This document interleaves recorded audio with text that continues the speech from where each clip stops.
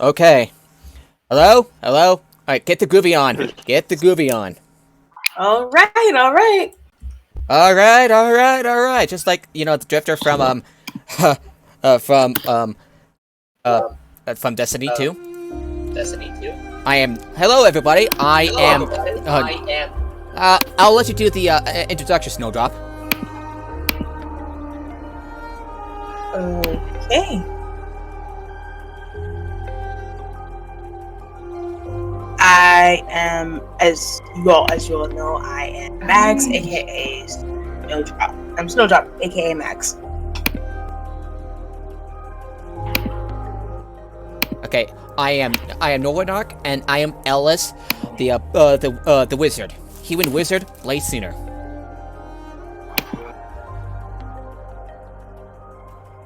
And we have another player also with us as well.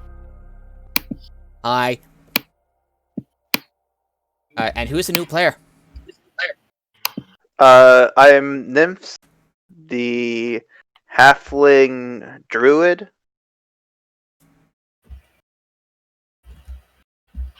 Oh, you forgot to put the music on loop. Yeah, that happens to me. Hold on, I have to... I know the feeling. Wait, I can't hear it.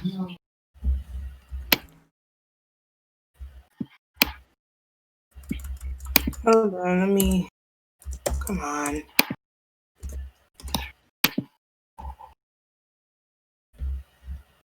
Different view.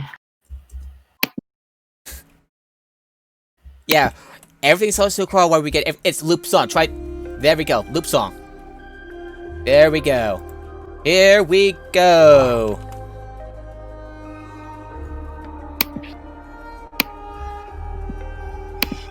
Okay, now we're back. Yeah, I am Nornock, and I'll be playing as Ellis, the human wizard, and Snowdrop, who not only will she be Max, plays Max as one of the characters, she'll also be the dungeon master. Hello again, everyone. Yeah, for real. Yeah, sorry for the little bit of a false start with the everything, connection issues, and yeah, we'll have to stick with just may have to just stick with Twitch for now. OBS is having some issues lately. I don't know why. But hey, at least the show is still going on. The show must go on.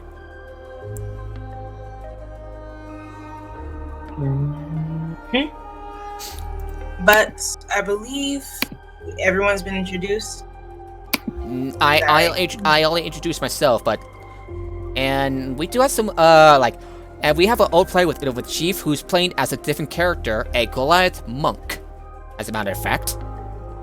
Not done with the character yet because I did it late, and I forgot the stats that we rolled last time we met. So I'm at the point just winging it with this incomplete character just because. Yeah, so you had the links for your character's race and everything, and the class. So yeah. I mean, we have most of the stuff ready. I mean, but it's most of the important stuff, I think. Yeah. Okay. I mean, as far as the equipment is a short sword and the explorer pack plus the that. Yeah. I'm also gonna give you something. Here you go. Thanks. Alrighty. So, Right, shall we get this more forward? money. And shall we get this forward? Yes. Let's. Excited. I'm very excited. Right, so And 150. oh, Okay. Shall we go for a recap?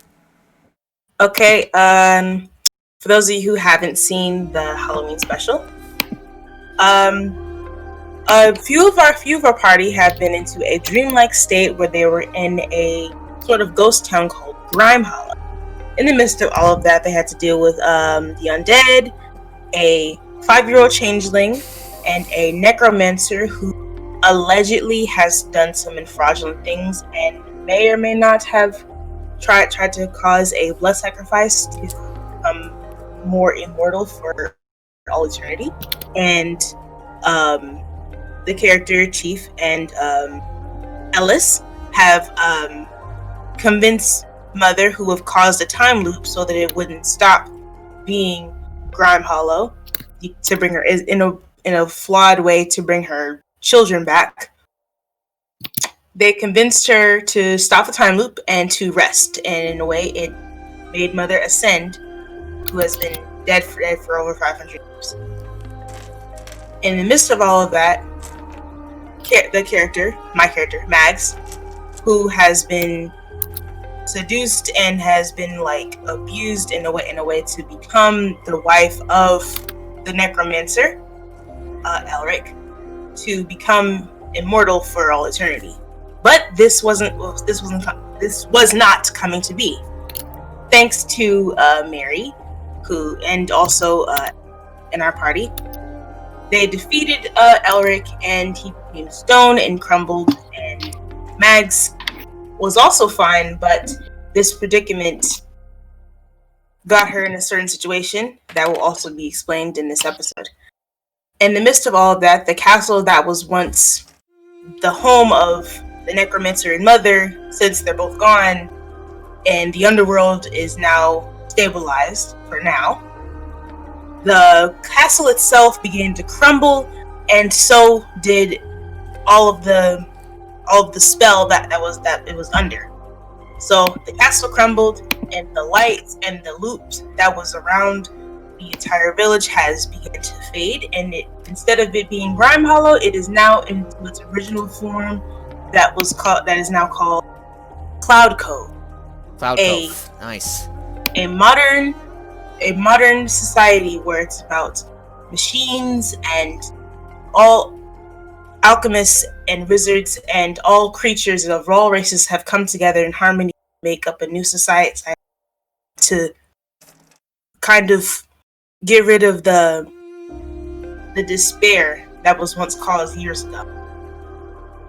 And as our party gets out of their dream state, they come across Rose, who has made them become in the dream state in the first place, and has made them Council of Light, which is where we left off. And in the midst of all of that, Max shows up very much pregnant. And how did she get that way? That's where we left off, and that is where we start. And along with the retconner too, right? Mm-hmm. Along with the others. And my character came to a bit of a realization. Just like, wait a minute, I actually came from. Oh, I get it. I think. Oh, I was born in Whitestone in Dore. And small between says I think I came to Trice Academy in Trum. I was a mentor there. Not a lot of people recognize me. I'm fine with that. And it was in Wildemount. What about? Damn this modified memory spell. Rose approaches you, Ellison. Says this. Are you ready to embark on your journey as becoming the Council of Light? Oh, we did talk about the work, but I do remember that I do have my friends. They're still intact. Yes, I'm just trying to tell myself. Give me a moment. I'm processing some things. Yes, but also I've come to give you this along with the other parties. What's this? He gives you a sphere, a circular sphere. And roll insight if you know what device is that she's giving you. What exactly is this orb? May I take a look? Go ahead. Alright, so what do I see? You see your family and friends. Oh. This device can make you see your loved ones whenever you want. That's it. That's a relief. I wonder how some of my peers with Soul Trice are doing. Things are a little bit suspicious over there. Sorry, I'm just recovering my memories. Oh, and I approach Meredith. Meredith, I have something to tell you. My memories have been altered. Max is also with Mary as well. So she's also shocked by that. Meredith, you were wrong about me. Mr. Snark, that's on you. Hello? Meredith. And when that happens, I'm gonna message him. Well, Max hears Ellis talking about how his memories have been altered. She's like, "What a bizarre predicament. How have your memories been altered?" If I remember right, we might have been some sort of weird prank while I was reading a book. I do remember making my studies at the academy. Oh, just as I remember training when we were all together. But Hello? Yeah, I'm here. Hello? Okay. Oh, so Meredith. Yeah, I don't know what the heck happened. I could hear you guys, but nobody could hear me apparently. Yeah. So Meredith, I believe you were wrong about me. My memory's been altered. Altered? yes, it's very strange. His memories have been altered, but none of ours have been altered. We all remember the dream-like state, do we? Yes. I know I. Yeah. Yes, I do remember everything that happened. I still my memories of my friends, my parents, everything. They're still truth. They're still true. It's I was not born in Eberron, Meredith. No, I came from Alexandria. I was born in Whitestone, in Teldore. I studied at the academy in Wildemont. Wildemont. Yes. So you're okay. So you're not from Eberron. Okay, I know people who aren't from Eberron. I think the reason why my memories were altered make me think that I came from Eberron because I've been studying some alternative realities. Just a bit of a fun thing to do to pass the time. And I take the sharp inhale. I don't know why I had this. I had my memories altered, just temporary. Whoa, this is very strange. Yes. Perhaps we should consult a Rose about this. That's probably a good idea. Yeah, but I do know that my family, my friends, they still exist, but they're just not, and they came at the same place that I do. I do, but I do remember going on my fair share of adventures. I was actually quite inspired by tales of a group of extraordinary people called a Fox Machina. You've probably heard of them. As for Eberron, it was known that Eberron was more, shall we say, isolated compared to the rest of other realities, to other material planes. Max looks to Mary and she says, this is a very predicament in situation. In fact, the thing I really can't remember is how the child. I really can't remember. I remember. Yeah, the child. You said if you don't mind me asking about if it's appropriate to ask, because what we saw in the dream, did you sleep with someone consensually, or did he force himself upon you? I don't remember. All I remember was when I came across this undead necromancing abomination that appeared to look handsome in a way.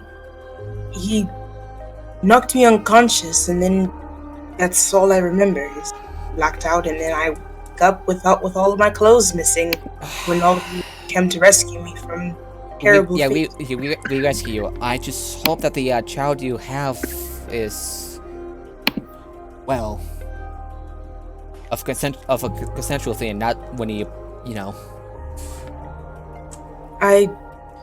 I must consult a Rose. Maybe she remembers what is happening, why I'm this way. Meredith, do you remember anything that doesn't seem to do you have any discrepancy in your memories? I know I did. I just remember killing the bastard. Anything before? Anything before we wound up in that dreamscape?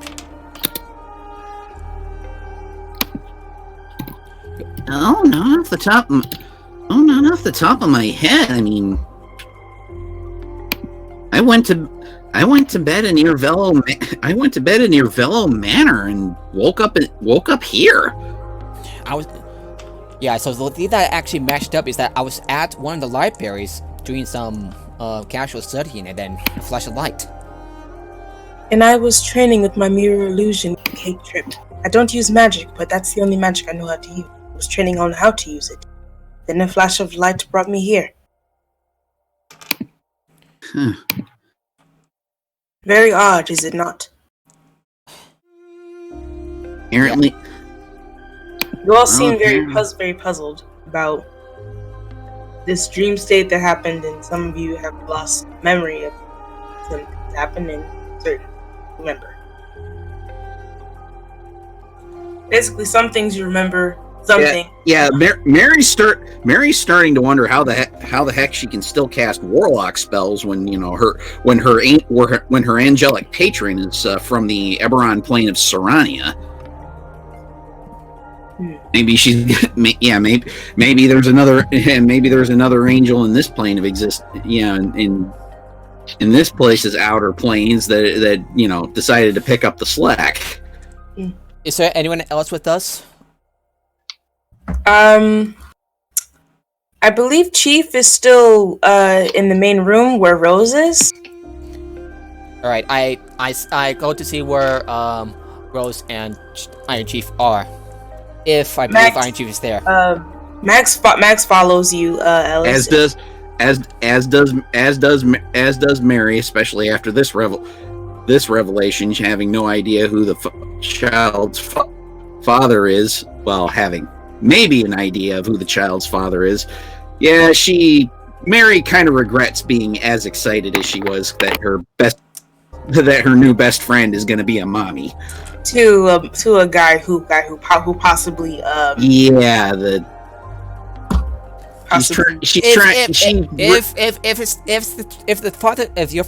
that child's father is who I think it is, I do have a few ideas. Like, well, one of my someone I used to know used to teleport a spot to take care of the child. She found out not long after, and we came to a bit of a solution. Thankfully, it was just like a few weeks in, so we took care of it. She cast a teleport spot on her. I think you know where I'm going with this. I believe I do. So that wouldn't be a problem then. Well, I still think I could be a good auntie to this baby, even if the father is the guy I put a guiding bolt through. And instead of Iron Chief, do I see someone else besides? Because since Chief is now playing as a Goliath monk. You see someone Rose, else. and you see Mythius. Is that how you say your name? Myths. Myths. You see Myths, and you see Iron Chief, and you see Rose. Yeah. See Rose kind of like doing a healing spell on Memphis as you trying to get him to wake up. Who's Rose trying to wake up? Memphis. Rose is trying to wake up Memphis with the healing spell. What happened to? Whoa, who's this? And I look over with a little bit of surprise, and Chief, as in like the Chief, the player. You're. So I just want to remind you that you're playing as someone else. So I look over surprised because I was expecting Iron Chief, this strange creature known as the Warforged, which I'm equally startled by. I'm also startled by that there was a tall Goliath standing where Iron Chief used to be. Yes. Rose says like in a very like earthy voice, says like, Iron Chief has evolved and is no more. He is Chief Emboscado, a Goliath monk. Emboscado? That's a name? Emboscado. Emboscado. Emboscado. Okay. Emboscado. Alright, how do you okay, out of character, how do you spell that name? I'm gonna write it for you. Sure.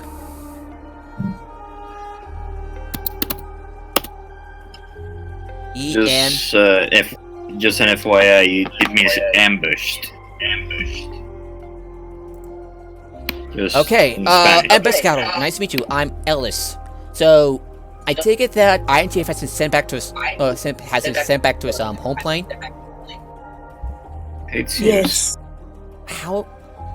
I've heard that everyone is rather isolated. But how did it manage to connect to other universes? How's that possible? Anything is possible. So you say. Mary giggles. Well, I did do a little bit of research at Morgue University. Apparently, there's been books trickling in of authored by wizards from I think it's a place called Orth. Yeah. These casters have names like Tasha and Mordenkainen. How odd. Yeah. Oh, yeah, both names. Says Max says how odd.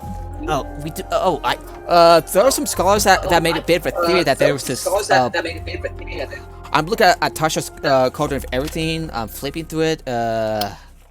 Yeah, the spell I was referring to, Dream of the Blue Veil. Dream of the. There's been some talk about some of my peers at the academy called the First World. Just theories, mind you. That how this First World has influenced worlds like Exandria, Eberron, this Orith, Toriel, Kira, you name it. Kryn? Don't you mean Kryn? Yes, Kryn. Yes, Kryn. Like, as all of you are talking, you come across a tiny little goblin that is in a jester costume coming to bring you drinks. What kind of drinks? It brings you some type of bubbly drink. It's fizzy and it looks very sweet and colorful. I play it safe and take a sip out of it. Mary starts grinning from ear to ear because this is something in several of her wheelhouses. Oh, like the little elf, the little goblin in the jester costume, just jingles. He jingles his little hat to say, "Take the drink." Ooh, what kind of drink? What kind of drink is this? The little goblin looks at all of you and says, "It is very tasty. Try some. It is called Fizzy Pop." And Mary, very interested, takes up a glass and tries a sip. As you taste it, it's normal. It seems very normal, but it's very sweet and it's very bubbly and it's very fizzy. And it has a combination of flavors. It tastes like strawberries, tastes like it's a rainbow of flavors. Strawberry, peach, plum, raspberry. Mary grins from ear to ear and there's nothing about this I don't like. You like fizzy pop? Oh, it's delicious. Thank you. Tastes good. Better than getting drunk. He jingles his little hat. James only drinks water. I think I said too. Is the halfling waking up? The halfling's here. What was that? Is the halfling waking up? She's been saying a quarter 9 to everything. I approached the halfling. My name is Ellis. What happened to you? I'm Mince. Meet my turtle Shelly. And she sort of like picks up her turtle and shows it to you. Nice turtle. What's Meredith. Nice turtle. There we go.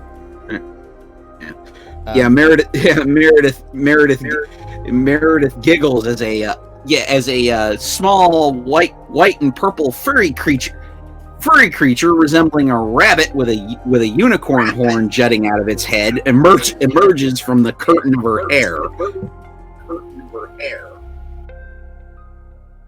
You see something move on my shoulder and it scurries up my arm. Oh, and this is Pat. I almost forgot about you. You see a little mouse, rat kind of thing. You have a lot of pets. Mary giggles, and they're all so cute. I kneel down and I take a look at the pets, and I take notes. Yeah. Yep. Yeah. And as the Almirage on Mary's shoulder kind of chuffs at Mary, saying that other pets are cute. Like other than me? Oh, but you're the cutest, my precious little prince. Nah. So what kind of turtle is it? The little goblin jester, as he jingles his hat, he bounces off his tail and says, "I can be cute too. See me?" He does this little trick where he bounces off of his tail and spins into a sonic-like ball, and then you hear like a lot of jingles coming from his hat, and he stops, stands on his tail, and then offers you another fizzy pop. Ta-da! I cast prestidigitation to make a bit of a nice display around the goblin, just for fun. Okay. And like a flashy fireworks, that sort of thing. It's like, I'll amuse you. Well, and Mary uses bouncing. minor illusion to give him a little glitter. Well, while he's jumping, can I cast jump on him? Go ahead. So it's just a touch, and the creature's distance is jump is triple the height. The goblin jester just sees how he's tripled in height. He's like, thank you. And I use prestidigitation to make so he could whenever he jumps, it will make a funny noises like boing. Oh, he's...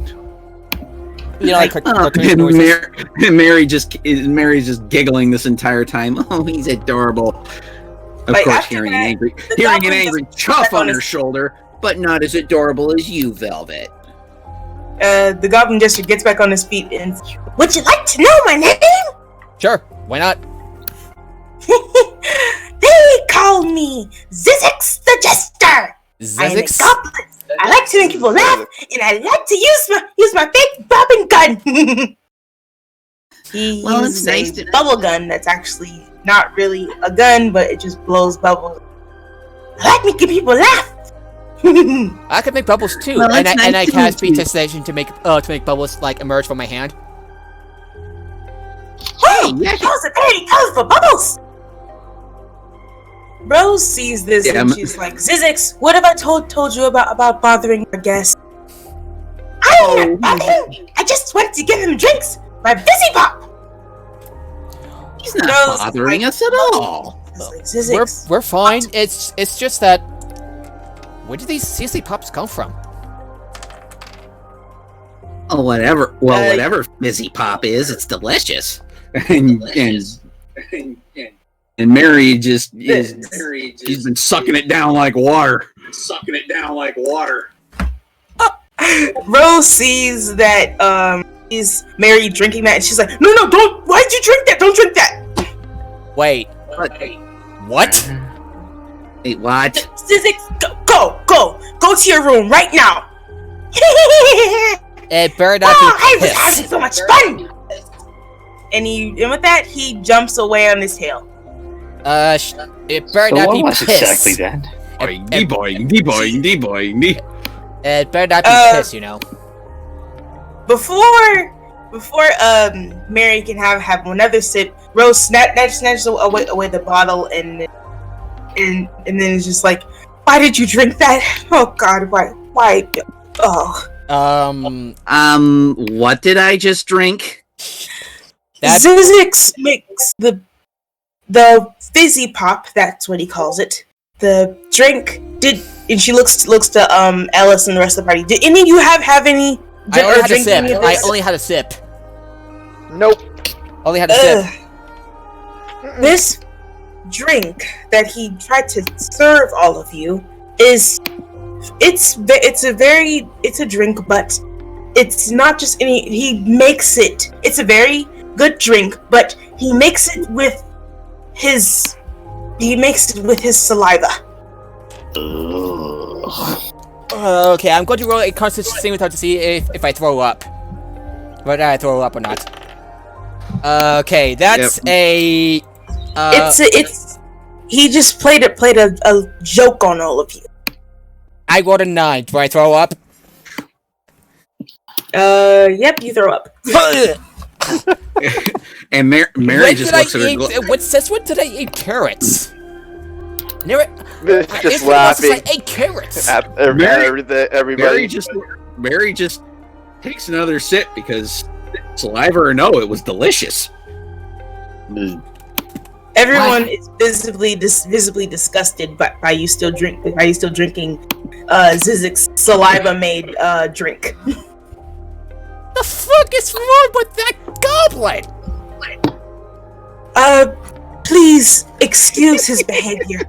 He likes making people laugh and he means well, but it's just he's very foolish and he likes to play pranks and jokes on people.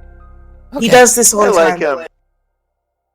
I like him too. Yeah, He's I like him. adorable. Just like the saliva. Max looks to you, Mary. He's like, he tried to give us his spit, and you still want to drink it? What is wrong with you? I take the drink from Meredith's hand, and I yeet it. Oh, you guys are no fun. It was delicious. Are you out of your mind? That's a Did you goblin. not see me throw up? Well, I'm sorry if I have a stronger stomach than you do. Actually, I was your literally constitution is fine 10. about you. That's a goblin.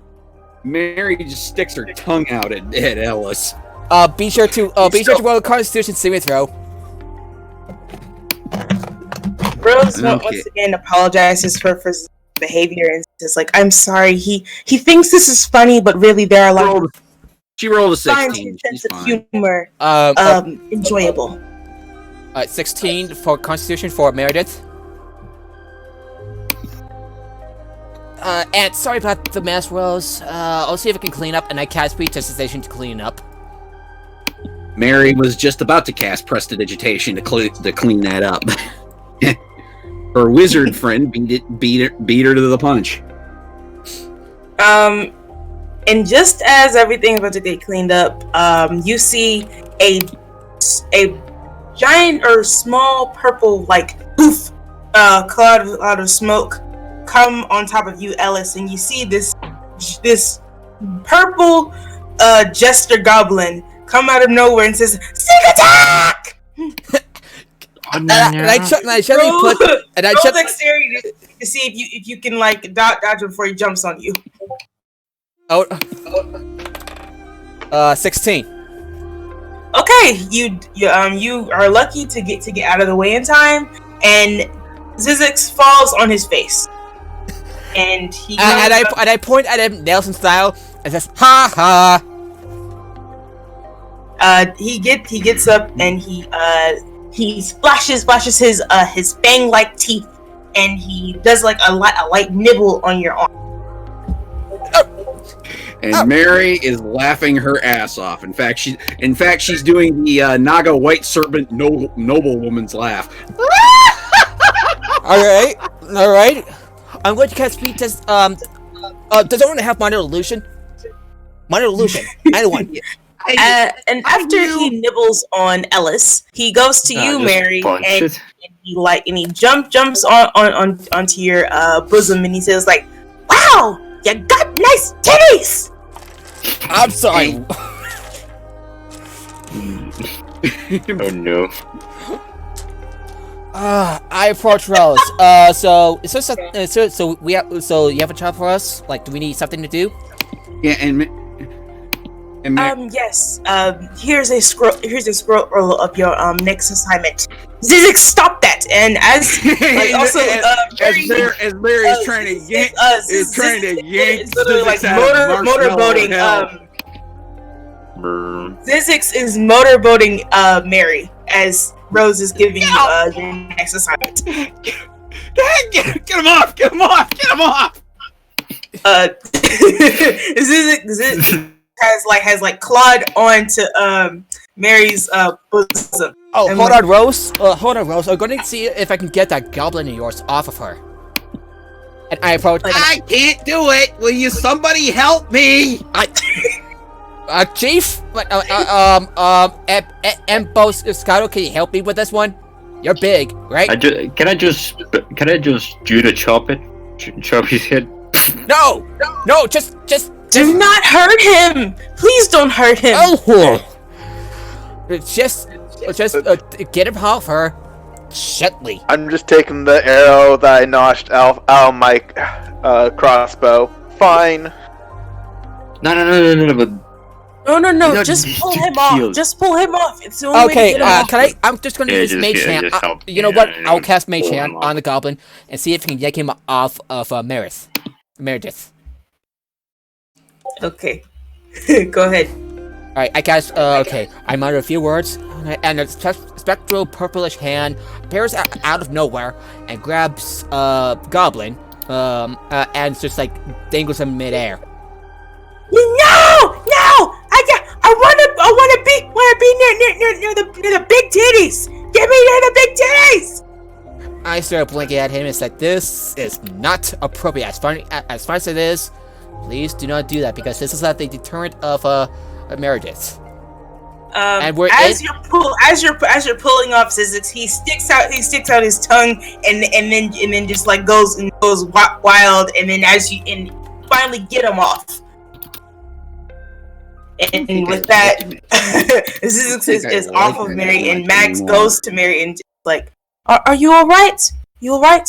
And I'm fine. Mary just have like a mixture of slobber on your bosoms. Redesignation on I got this, Alice, and she casts prestidigitation on herself to clean up all the gobbo drool. And next time, Zizix, and when you make a drink, do not put your fucking spit in the drinks. Rose gives Zizix a mother death stare, and he looks to all of you and says, "I sincerely apologize for my behavior. I like to drinks, and I can't help what I do." I'm going to roll an insight check. Because I am not sure I buy that. This is too sus. Dude, highly sus. I want an Yeah, 8. Oh, you rolled an 8. Total of 8. Oh, as far as you can tell, yeah, he's lying through the skin of his teeth. And I bluntly state he's lying through his teeth. And Matt and no, Rose is like, tell the truth right now. I apologize, and I just wanted to motorboat really huge jugs. And that one was really pretty, and I don't know how to. Mary, well, you should have asked first. Zizix just looks and says, like, I don't know how to react, how to properly talk to people, so I like to make them laugh, so they like me. And when you came, I didn't think you'd like me, so I didn't know how to say you had really very, very nice breasts. Can I roll another insight check? Go ahead. 20. Dirty 20. Oh, he's telling the truth. He told the truth the second time. He told the truth. Alright, he's telling the truth. Mary giggles, looks to her familiar, says, "Should we forgive him?" "We forgive you, Zizix." Yay! He jumps on his tail, bouncing like Pinkie Pie whenever she walks. Does that mean the friend? He looks solid. We'll see. But so far, well, it's a yeah. And Mary pats the little gobbo jester on the head. And just for the hell of it, I'm going to use Mage Hand to pet him. He purrs a little and he jingles his hat, and with that, he goes back to his room because he's grounded now. Sorry about that, Rose. You mentioned some sort of scroll. Yeah, well, yeah. I guess we have a mission now. Let's concentrate on that. Yes, a mission. You must go to this on the river. There are a lot of turmoils going on in the Atlantic, underneath the sea, and I need someone to see what these turmoils are caused by, either Kamalus or are they caused by another unknown source. This scroll will tell you everything you need to know about Kamalu and how the Atlantic governed. You will come across many water djinns in this news. Okay, you mentioned the Kamalos? What are they? Kamalus are a unlike Infernal. There are many Infernals and there are many teeth that have been, many others who have been seen. But this demon is a hybrid of human and unholy. They're... Okay. When they are full grown, they have the ability to cause death and turmoil everywhere they go. They crave for human blood and for infernal blood, unlike any I've ever seen. And the Infernals are basically devils, right? Yes, but they are venom-like devils. Okay. They crave mostly on human blood and on infernal and unholy power. Well, if you keep one contained, I would like to study one of these Infernal, for the sake of knowledge, of course. That's the thing. The ones that are caused by infernals. Infernals can be born through human mothers, and they do not follow practical and normal biological incubational protocol. Instead of 9 months, they only grow to term within. That does not sound pleasant. And instead of being born naturally, they literally pop out of their mother's stomach dead, and they fester on their human flesh and blood, and they continue to grow until they wipe away all villages until there is nothing left. Houses that are abandoned and ravished. Till there was literally nothing left. Blood and Now it's now Mary is making the I'm about to puke face. Yeah, you must stop these creatures before they breed and they kill all humans that are ever known. And this is including but not limited to all Verity. They will murder any humans they ever come across, and they will not stop until their belly is full. And their bellies are never full. Not if I have anything to say about it. And she does that include halflings, Goliaths, and she takes up her umbrella. No, just humans. They mostly go for human flesh and don't go for any other races, which are very. Mary says, "Not if I have anything to say about it." And she uses her umbrella to pantomime like she's cocking a shotgun. And Rose lets all you know straight up, like, if you don't destroy these Kamalus, and these hybrid human creatures, the human race itself will be extinct. How bad? I mean, it's like it's dire. Not accusing you of anything. It's just that sounds really bad. Yeah, should we let like the king know, or is causing these human mothers to be conceived and pregnant with Kamalus? Okay. Find out what's causing these pregnancies. Stop it, and then extinguish Kamalus before the entire human race. I take a look at the scroll. Right. Anything you could provide us with? Potions or some like healing potions, or perhaps like directions? The scroll gives you a set of directions, gives you a look on what the Kamalu looks like full ground. Alright, take a look at this Kamala things. I also look. I show check. I show You see the rest of a blackened. Oh, go ahead. I show the rest of the party the scroll. You see a blackened and venomous-looking creature that looks unhuman, and it's too vile to be a demon, and it's far too inhuman to be anything else. It just looks like death walking. I keep a stone face, even though I just threw up a goblin spit.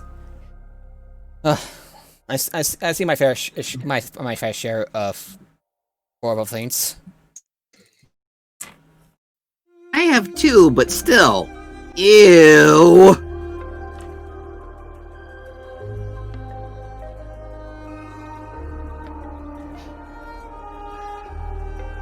You mentioned some sort of earthquakes. It's very unpleasant when you guys see this creature. You mentioned some sort of earthquake. Yes. Also, the mission is also set in the Atlantic, which means all of you will go inside the ocean and find Kronika, the leader of the Inside Society. Well, as long as this Kronika doesn't manipulate time. She, out of character, she doesn't. She doesn't. I was making a reference to Mortal Kombat 11. I know.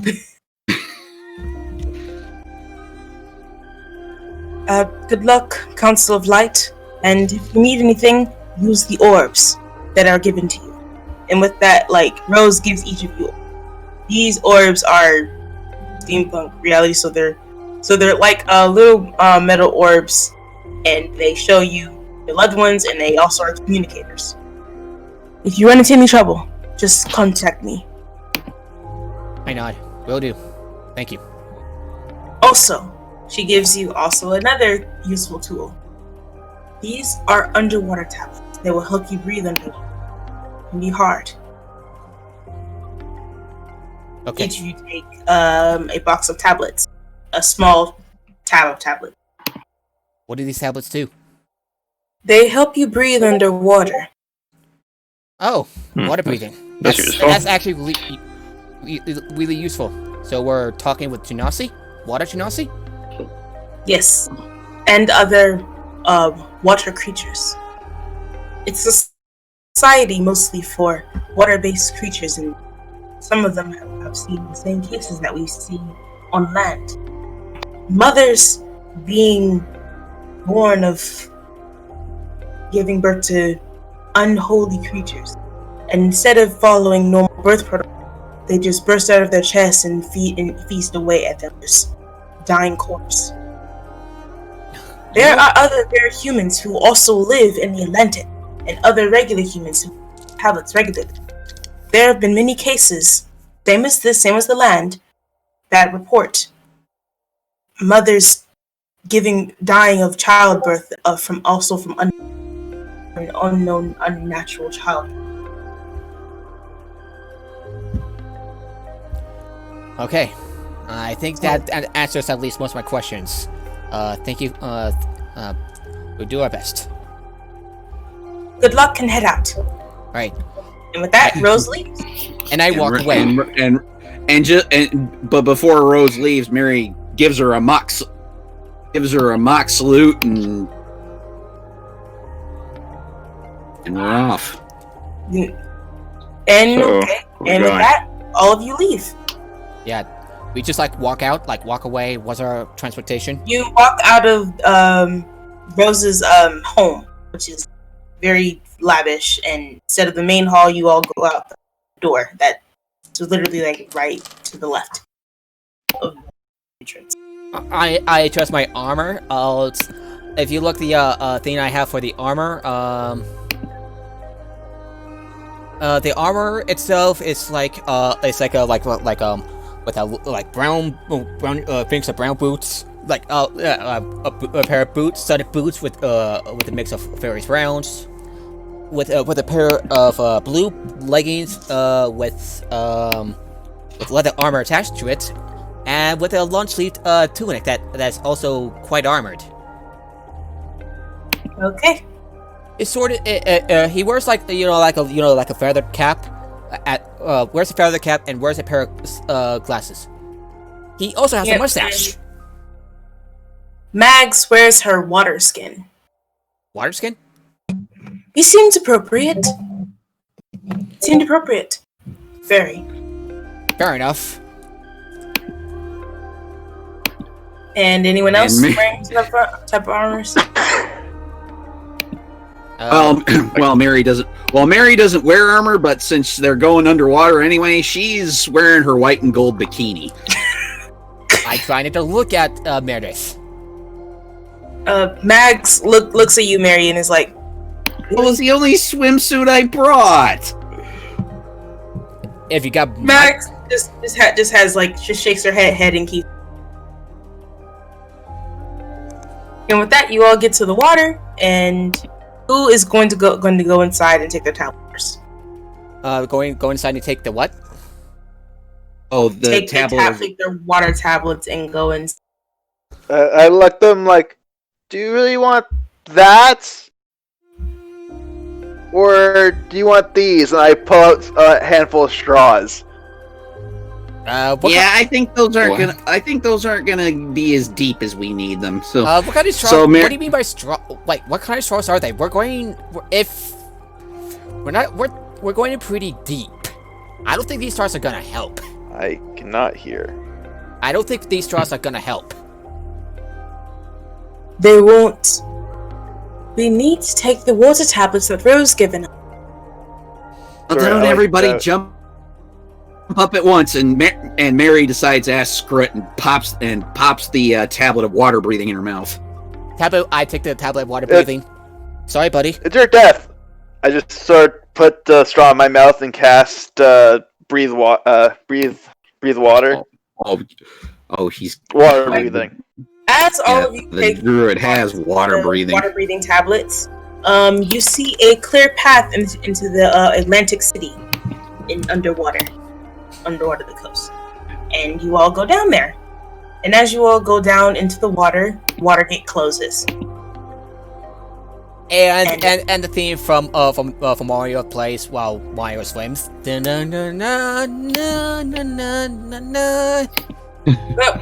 here's the thing. Oh, the underwater theme from Super Mario Brothers 1. Yes, and that's all of you go underneath the water Atlantic. As each of you go underneath the water Atlantic, underneath the Atlantic, and the gate closes, you notice that it's very much pitch black dark underneath the water. Let me check myself to see if I have anything for dark vision, or if I can cast. No. I don't. And Mary lowers her sunglasses. Good thing these are goggles of night. That's the thing. Also, the water tablets also gives you dark vision. That's I guess we don't need these. I think they stack. What was that? Do goggles of night stack? Yes, they do. Yeah, they do. Yes. Oh, so Mary's just got super dark vision now.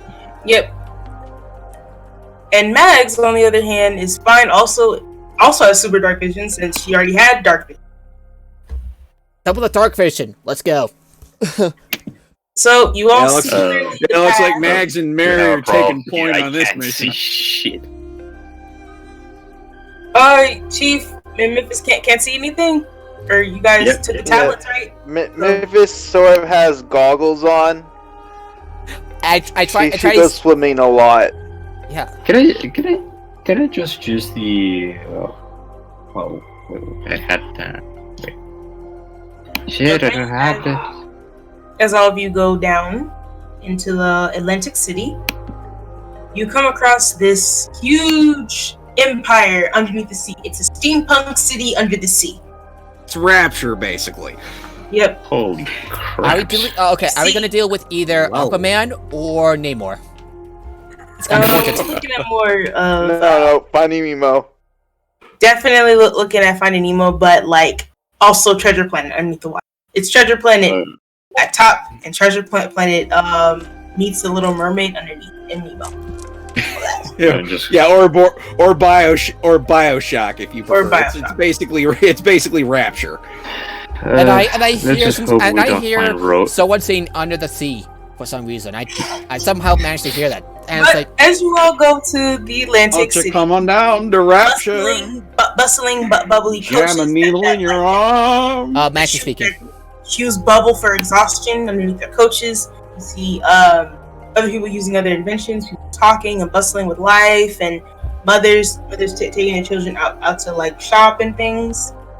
You see gift shops and restaurants and auto shops. There are so many auto shops that use that need new. You see gas stations that need bubble combustion. I'm sorry, gas stations underwater? That does make sense. My character does a double take. It's like, what are those? It's like those Max are water cars. Locals, and it's just like, what are those contraptions that are pumping bubbles into those coaches? I know how to drive this. The local and I just like outpraise it. As I take a look at it, just like knocking on it and see if I can cast detect magic as a ritual. The local looks to Mags and is like, "Get with the program. Get your head out of your ass. This is a more evolved society than the other ones in steampunk world. You know, we need to be more ahead than the others. It's just the gas station. You twit. The hell is a gas station? Wait, what? What the fuck is a gas station? Mitch was like, I could have told you that. And Mary shrugs. Well, these vehicles need fuel. Even elemental vehicles in Eberron require some sort of magic to fuel them. Vehicles? You mean like an airship? No, like here, they're called coaches. Horseless coaches. And I was about to take notes, but then I realized paper does not do well underwater. And then I make a mental note. Yeah, and with that, do any of you want to like? You look at the scroll and you realize like City Hall is like right, also down the street in the block. You see a giant crystal like City Hall that says City Hall of Atlantic at the top. Are we like floating, or are we like walking on the water? You're walking underwater. Walking underwater on concrete, on coral concrete. I kneel down and take a look at the concrete. And look on with astonishment. I haven't seen anything like it. As you all like go inside, I subconsciously take off my glasses, and a few seconds later take out my glasses. yeah. And as you all go into the City Hall, you see on the inside it's just as beautiful as it is on the outside. It's just natural pearl-like crystals and underwater seashells, just beauty inside and out. And Mary's eyes are all big and sparkly, so shiny, so sparkly. Mags looks at you, Mary. Focus. Okay. I'm not gonna get sucked in by the fancy. I gently push her, and I gently like push her aside, say, "Max, right? You know, just come on." I pat her on the back. What? Oh, I met Meredith. Sorry, Meredith. Oh. Meredith. Right. I pat Meredith on the back. Come on, come on, man. Okay. I'm not gonna get sucked in by the fancy. I already said this. And Mary, as you say that, you see two other like noble-looking women in there, and they're wearing sparkly seashells and dresses, and they just look extremely pretty. One's wearing pink and one's wearing sparkly blue. One's wearing like seashells in her hair and just walking by. And Mary's Just got waving. Mary's got hearts in her eyes. Mags looks at you again and says like, "Not now, Mary. Focus." I set Mary aside, Okay. and I approach the women. Do you know who the leader of this community is? The lady in the blue says, "Oh, why, Kronika, of course. Right down the hall to the left, and you'll see two big doors that say Mayor of Atlantic City. They're golden. You can't miss them." Fair enough. Thank you. Okay, Have a thank you. nice Bye bye. Memphis doesn't want to go. I drive Memphis along. Come on, you pipsqueak. Come on. Memphis Come on, let's- is trying to do anything but see the mayor of Atlantis. And with that, you all go down the hall to the left, and you see these giant gold seashell doors that say Mayor of Atlantic City, Kronika. Memphis goes to the pet shop. Tell me the visit does anyone want to after. knock, or do you guys just want to come in? What do you want to? Okay, before wait, what about Memphis and Meredith's pets? Do they still breathe out of water, or have they drowned? Shelly does. She's a turtle. Yeah, Yeah.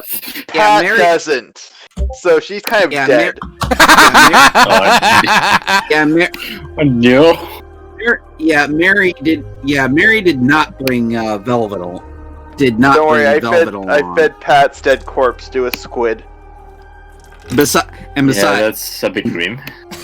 and besides, she's a pact to the chain warlock. If she can just cast Find Familiar and summon them again.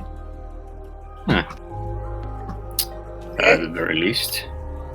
Oh, Do especially you guys want to knock? or do I you- glare at Memphis. Say, you really should have thought this through. Don't worry, Pat's just the rat. She's not my first, and she probably won't be my last.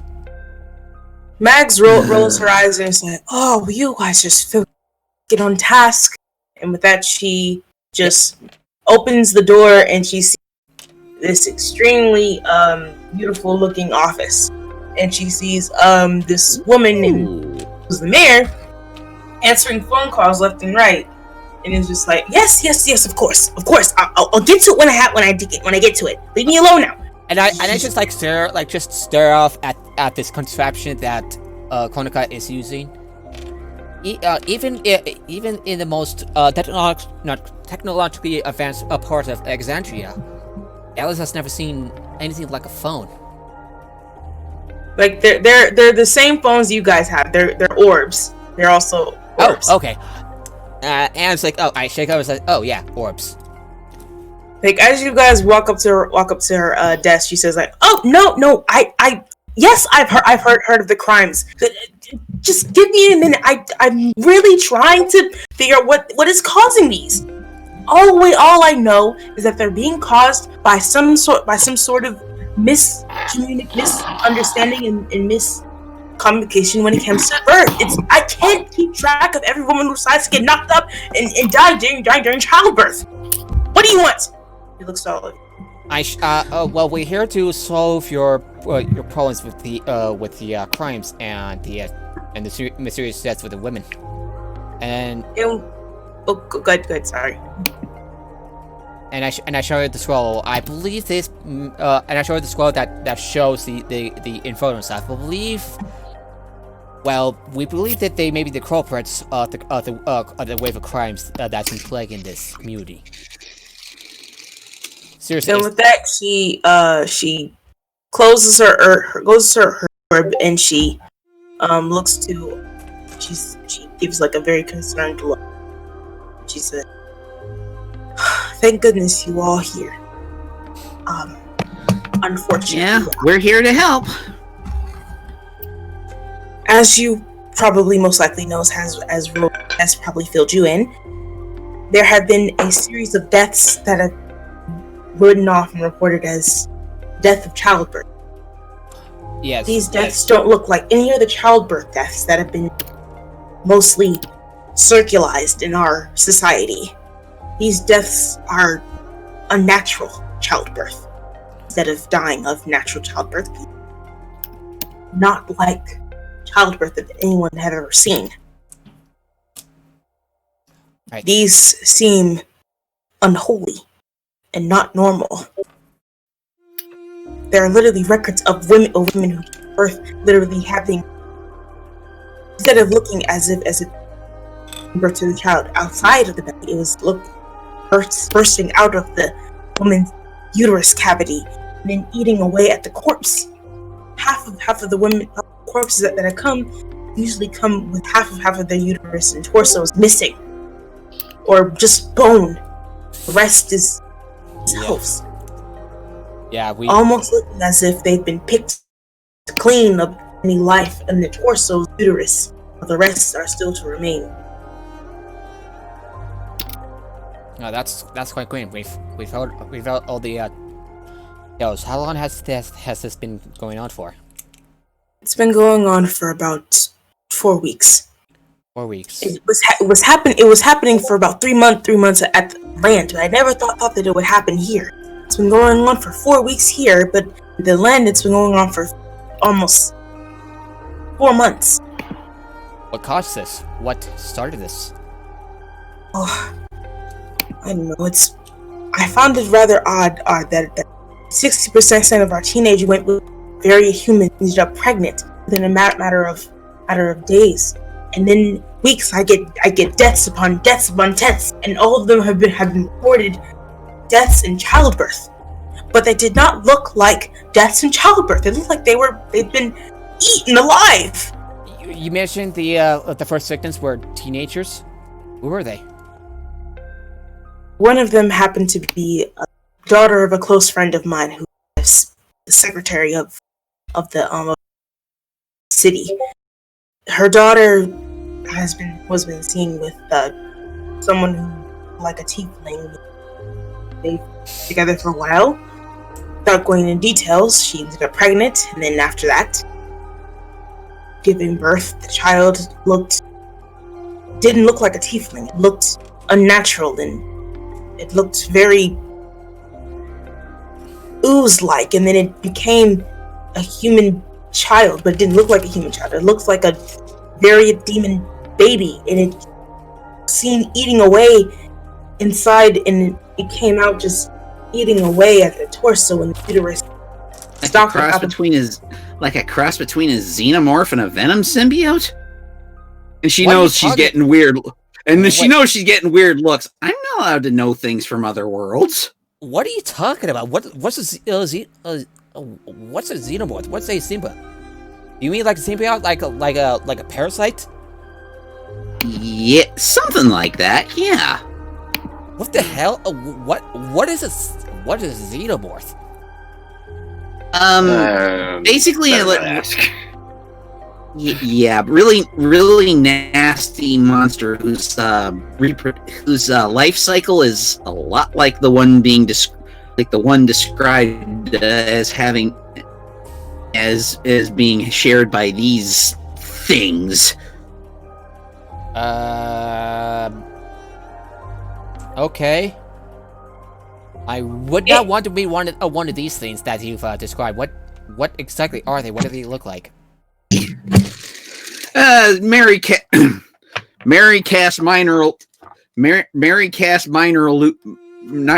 illusion to project an image of, well, a xenomorph from Alien. What the fuck? Holy fuck!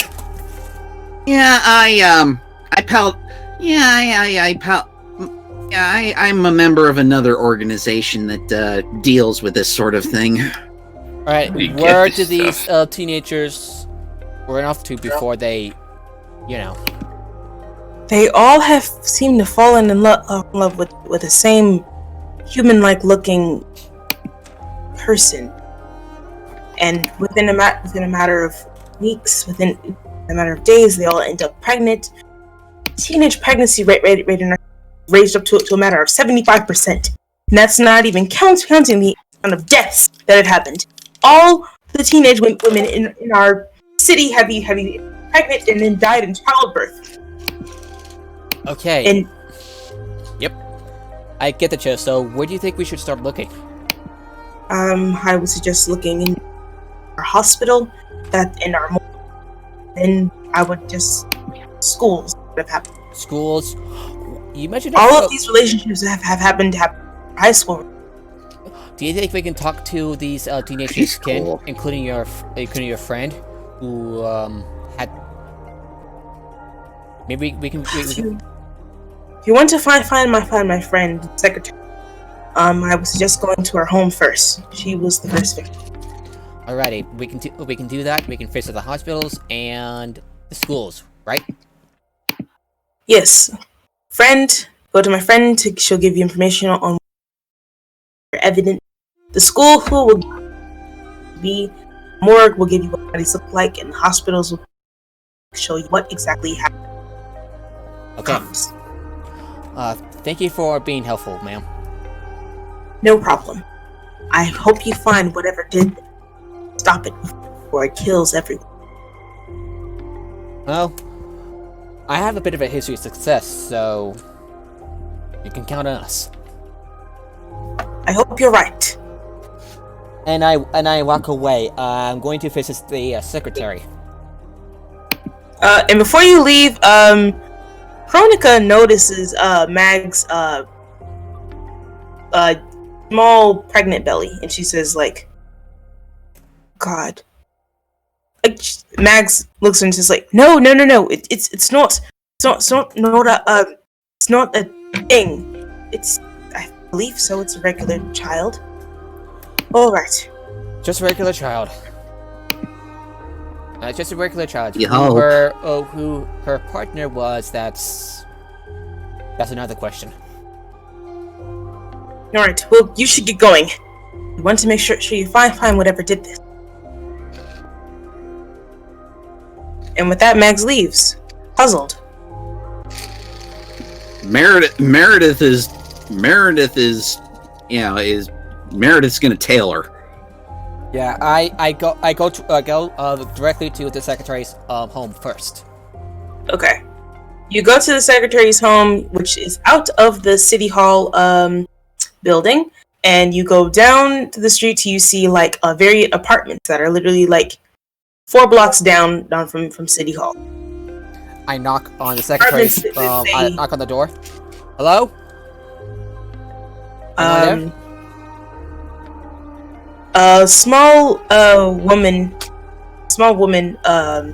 who's very older.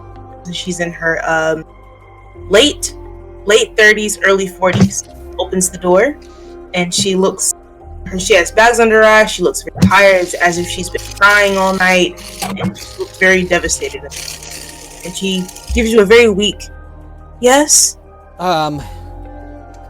Your friend has pointed us to you for what happened to your daughter. My daughter? Yeah. She hoped that you had something for us so we can take care of this situation. All right. Please come in. She lets you in. And I second the others to come in with Ellis. To come with me. Okay. As you all come in, you see that it's a very nice looking home, but it hasn't been cleaned since what happened to her. She really. Yeah. So she's alright. I'll ask one of the others if someone else would do the talking. Do you mind if I take a look around your daughter's place, see if there's anything odd? Go ahead. I use a ritual to I use a ritual version of detect magic.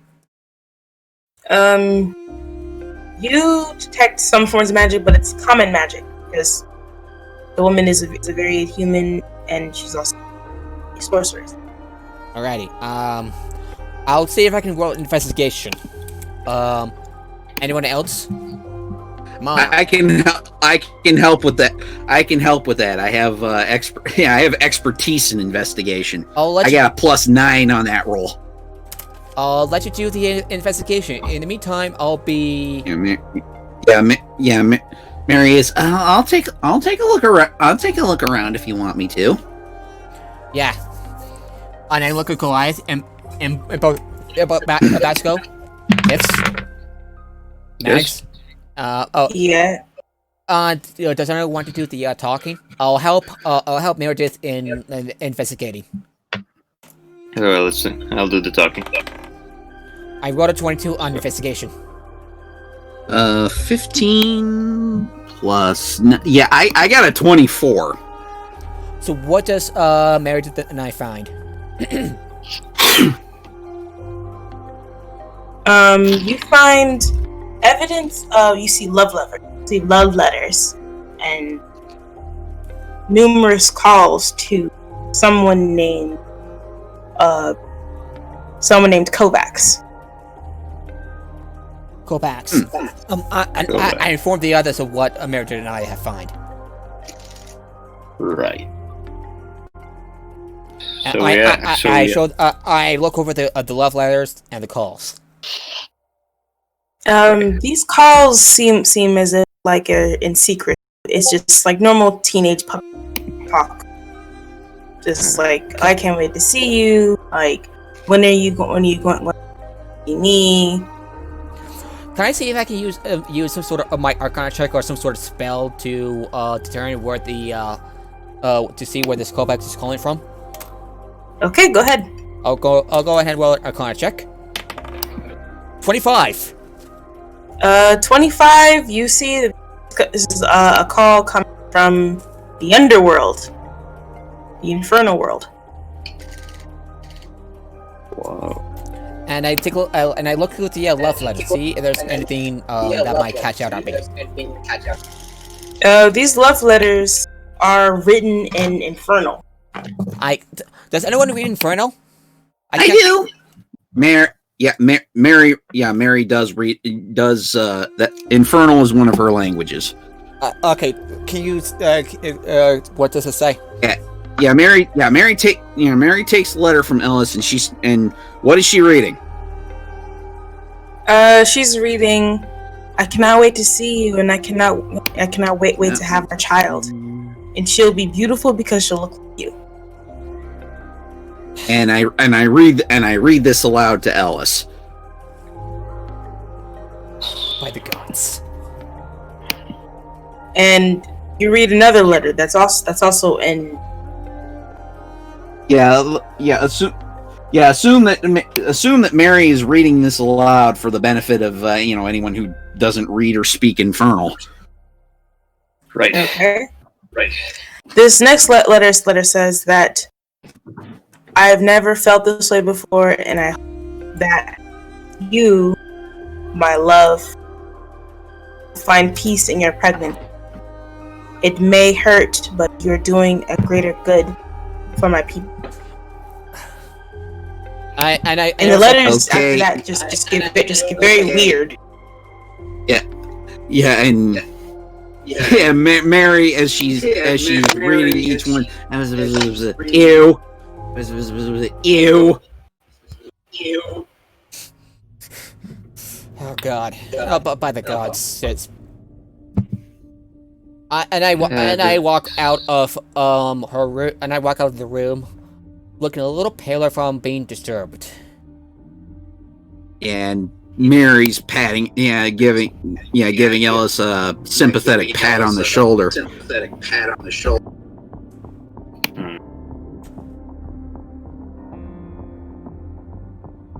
This is not what I expected. And after you see that, you just are very unfathomed about these love letters and these calls. And then after all of that, you find another letter. But this letter isn't from this Kovacs person. This letter is from the hospital, and it's the same letter that was given to the mother while her daughter was giving birth. It was a time of death, and that the child was not a child. It was given saying that it was unnatural causes. It was some kind of monster, basically. Yes, a monster. Meanwhile, to the other group, to the other people. Sorry for interrupting. And with that, Mags goes downstairs and interrogates the mother of the victim. Excuse me. Or Mary, did you want to? Mary's gonna follow. Yeah, Mary is hailing Mags because this is her surrogate sister. She's worried about her, and she's also worried that she's going to scare this poor woman. I report our findings to the rest of the group, to Emboscado and Memphis. Okay. Right. Also, Mary has a Also, Mary is proficient in persuasion, so in case she needs to do some sweet talking. Okay, and with that, you come down. You all come down to the women and interrogator. Can I ask you about your daughter? The woman looks very scared and says, all right. What do you want to know? And then the woman looks at Mags' stomach and she's like, no, not again. Like, it gives her like PTSD, like flashbacks. Looking at Mags, and Mags looks. Can I roll persuasion to try to calm the woman Ellis down? And Mary. He looks. Mags looks to Ellis and Mary, and she's like, I think I'm gonna need your help with. We got you. Yeah. Can I roll persuasion to try and calm her down? Embo. Yeah, go ahead. Embo, Memphis. Anything you can do to help? Memphis is not there. Where is Memphis? Memphis went to look for a crab. Memphis doesn't deal with, she's a smuggler, so she doesn't really want to get into politics. Okay, I rolled a 23 on that persuasion check. Okay, what do you want to say to calm her down? It's okay. It's okay. Like, you literally see her sobbing Yeah. and crying. Yeah, it's Could I assist Meredith? It's like her pregnancy but- is a natural. and her Her pregnancy is natural. If we're something, if she had a child from these fiends, it would have been more noticeable. Like, the woman looks to you and says, like, what? Well, the child's daughter is not an Infernal. yeah, this And well, with that, the woman looks to all of you, looks to you, Ellison, Mary, and says, like, when I was given the letter that my daughter had died in child, I was devastated. But when they asked me, I asked them if they wanted me to pick up the child since he had died, but they said that the child has also died. But when I came to pick up, see both bodies, they did not give me a body. The child was missing. Where did the child go? They wouldn't tell me. They said it was that it was unnatural. Does your daughter have any friends? Yes, her friend, I think her name is Kanako. Hanukkah? Okay. Okay. Kanako was the only one she came to talk to about the pregnancy. Whenever I asked her about things, she would really rarely tell me anything other than she would go through painful stages of her pregnancy. It hurt when the baby came. But all I know is that during her pregnancy, the child grew ravishly and she grew a ravenous appetite, craving nothing but red meat and fresh blood and flesh during this What does pregnancy. this child look like? As if when we looked to see an ultrasound of the child, it looked monstrous and unnatural. Like, did As they if- have horns, pointed teeth? It had monstrous-like teeth of a bugbear, and horns of a tiefling. I make a mental note, and it's like horns of a tiefling, teeth of bugbear. But the child was black, like it looked black on the inside of the sonogram. Of course, What do you mean by black? I mean, black like this, and Mary casts minor illusion to show the secretary a picture of Venom. Ah, God! What the hell is Okay. that? What is that thing?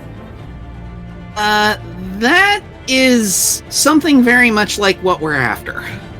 And why? And what's with the tongue? Why is it doing that with the tongue? Why?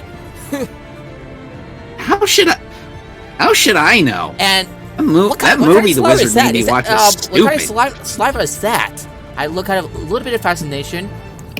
Do you know what that thing is? like the woman, the secretary, is shaking and is like, Mary It's an dispels. illusion. It's an illusion. It's an illusion. Mary dispels the illusion. See, it's not real. Okay, it's just a It was just a picture. okay. Yeah. While I am startled, I find And myself roll, distracted. and I roll. Looks like I gotta roll another persuasion check to calm this poor woman down. I'm too distracted by the appearance of Venom. It's like, what That's is? a dirty 20. Okay. Yep. She's calmed down. I find myself a little too distracted, not only by Venom, but also by this xenomorph. If you want to find out how she met this person, this Kovacs, you may need to talk to her friend Konako. Okay. Well, looks like that's where we're headed next. We Konako. should also keep an eye of the looks down hospital. his- And I look around for our Goliath friend. And Bo? And Boscato? Where are you? He said he had bad connection. Oh, of course he did. Alright, I look for Memphis. Hey, Memphis. I tried to look for Memphis. Okay. Memphis? I'll give it a bit. I'm just. I can see you, but you can't see me. I'm going to cast. Is detect magic can detect magic be used as a detect? Yeah, I'll cast detect magic as a ritual again. Memphis, we got a lead. You see an outline of an octopus. Like, and with that, I started the secretary. I start blankly at Memphis. It's like, did you polymorph?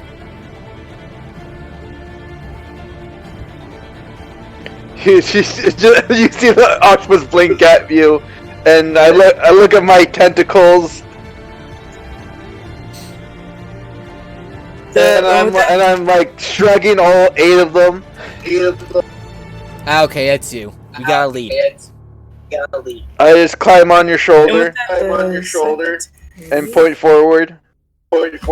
I joined up with the rest of the group. Okay, so we got hospitals. We got the dead daughter's friend and schools. Yep, and with that, the secretary tells you where Kaneko lives. She lives a few blocks down near the auto shop. You can't miss it. The Golden Autos. Right next is also the Golden Apartment. It's owned by her.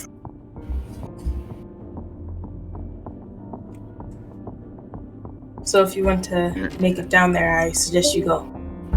Uh-oh.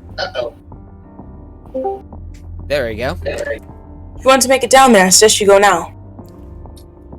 Yeah. I talked to the group. Oof. Okay. So if Chief's not able to join us, how would you describe the Goliath's inactivity? He can just text in chat. Yeah.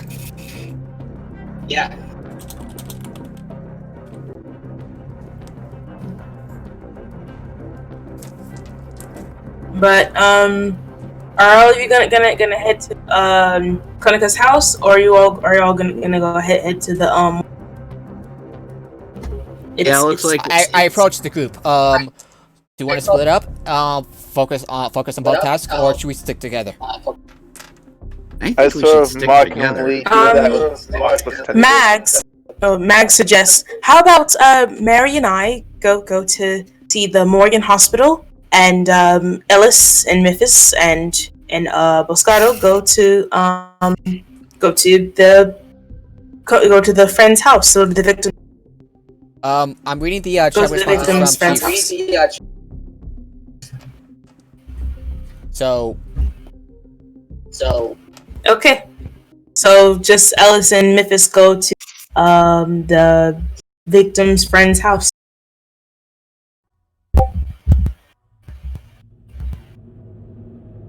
If that is what you want to do. All the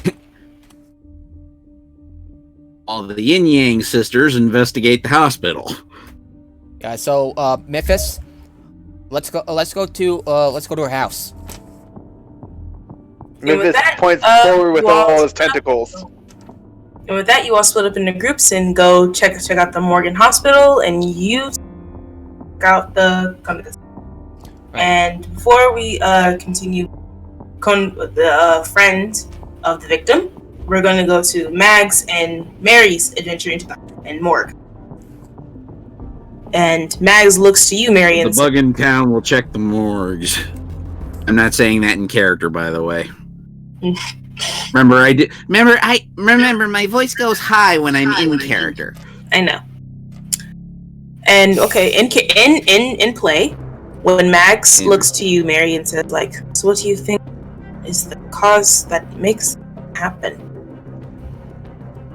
Well, someone or something is impregnating these girls and they're giving birth to monsters.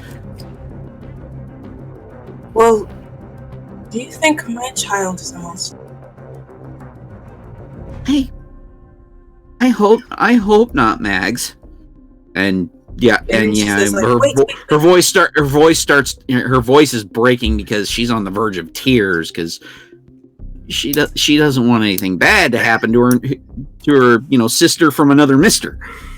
And then Mags remembers, wait, Rose said that these monsters only go after humans and human variants. So that means my child is just a child, right? I believe so. Well, you are. Well, yeah. Well, yeah. She did say it only went after humans, and well, you're an elf. That's right. So this is a baby and not a monster. I don't have to worry about that. But I do have to worry about who the father is. I can't remember. Oh. Yeah, that's. Well, let's investigate. Well, let's investigate the hospital first. We'll burn that bridge when we come to it. Agreed. And with that, you all head to the hospital. Head to the hospital / the morgue. And do you want to check out the morgue to see what the bodies look like, or do you want to go see the hospital and see what the birth looks like?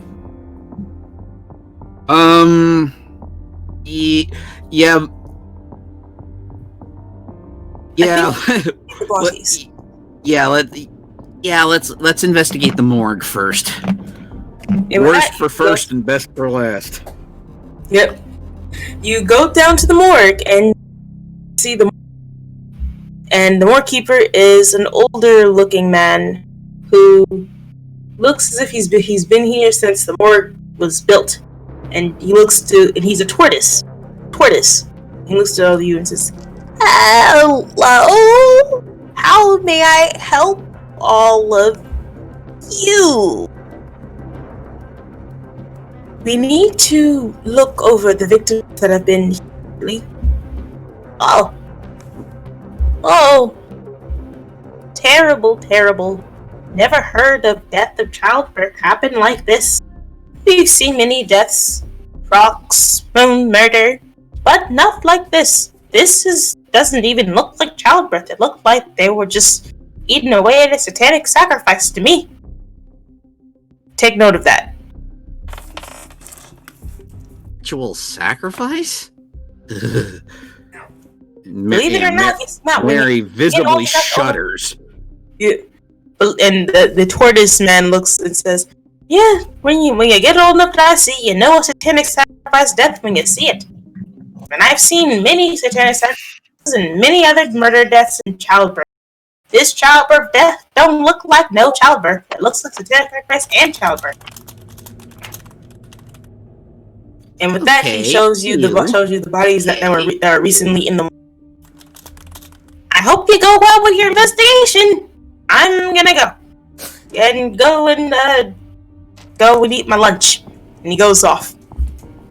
And Mary waves the turtle off. Can I use the orb to go into contact with the rest of the group, like Meredith and Max? Yeah, it's basically a magical. It's basically a magical cell phone. Yeah. I tap into the orb and I ask, so what's the update? Ring. Each of you go to your orbs and say, so far. What's the update? So far, we have come into the morgue. The morgue keeper has kept us near the recent bodies that just came in. As Max and Mary open up the recent bodies that have come to surface. These are young girls who look freshly dead. Their eyes are sunken in, and you look from first seeing, they look normal. But when you open up their entire bodies, you see that half of their torsos are missing. Like, it's just blood and bone. Like, not even flesh in the openings. Their uteruses have looked like they've been ravishly devoured. and their entire torsos they- and I in call, bodies look like I they're eaten cough, away. trying not, and I confess that, well, we're still going over to, we're going over to the address of her, friend's house. Yep. The only thing that's really showing is half of the rib cage and spine of their torso parts. Half of the rib cage and spines are all the only ones that are showing. Meredith, anything else, this, morgue keeper has told you? Yeah, the coroner. Yeah, that's basically everything the coroner told us that, and also These that don't in look his like. that in his experience, this looks like some sort of demonic ritual sacrifice. Demonic ritual Mixed with sacrifice? childbirth. Yeah, crossed with childbirth, obviously. Duh. He said it looked like something he hadn't seen in many years. He said that he knew what satanic sacrifice looked like, and this was in fact satanic sacrifice mixed with childbirth. So whatever is causing these teenage mothers to have children, are also causing them to be sacrificed as well, just to give birth to this unholy thing. Monsters. That's been kind of bothering me. How are these people breathing out the water? It says that this goes after humans, but this is waterkins, Human variants live here, and they also have a water tablet system. Fair enough. They're given water tablets every year. They're basically humans with permanent water breathing. Alrighty, that might explain a lot. So, we'll keep you updated. We'll keep you updated. Ella's out. Same for us. And with that, you all continue to investigate the bodies. Each of these bodies look the same. Torso gone, uterus gone, just bone, rib, and spine. But one particular one... The flesh and the organs have been devoured. Yep. But one particular body, the victim's body, doesn't look like the others. It still looks like it burst out of her body, but this one, it left her torso, and the only thing that's out of her body was the child. It looked as if it just popped out and it bursted. Like it looks like it looks like it looks like how it looks when the alien is given. Like a like the exit wound of a chest burster. But instead of the chest, it's the uterus. Lower down on the torso, or... Yep, it's not been picked clean. It's just been bursted out of the uterus. Something clawed its way out of this poor woman. Yes, it looks that way. Poor woman, so young. And in the midst of all of this, you see a tiny symbol forming inside of this woman's chest uterus cavity. It looked like some sort of crescent symbol. Can I roll Arcana or Religion to find out what that symbol is? I would roll Religion. All right, yeah, that's gonna give me a +6 on that roll. And does a 19 do anything? 19. You can decipher what it means, but you can't decipher what religion it's from. The symbol means protect. The symbol itself. What is a protection symbol doing here? Mags looks and says, "Protection." Yeah, that's what this symbol means. It's a symbol of protection. Like the symbol itself, you can decipher that the symbol itself means protection and mean I give you nothing but what you already have. It's a runic character that means protect. Why would it protect the child but not the mother? Good question. If you want to contact me, I'm still available. Yeah, Max contacts you, Ellis. What's up? Ellis.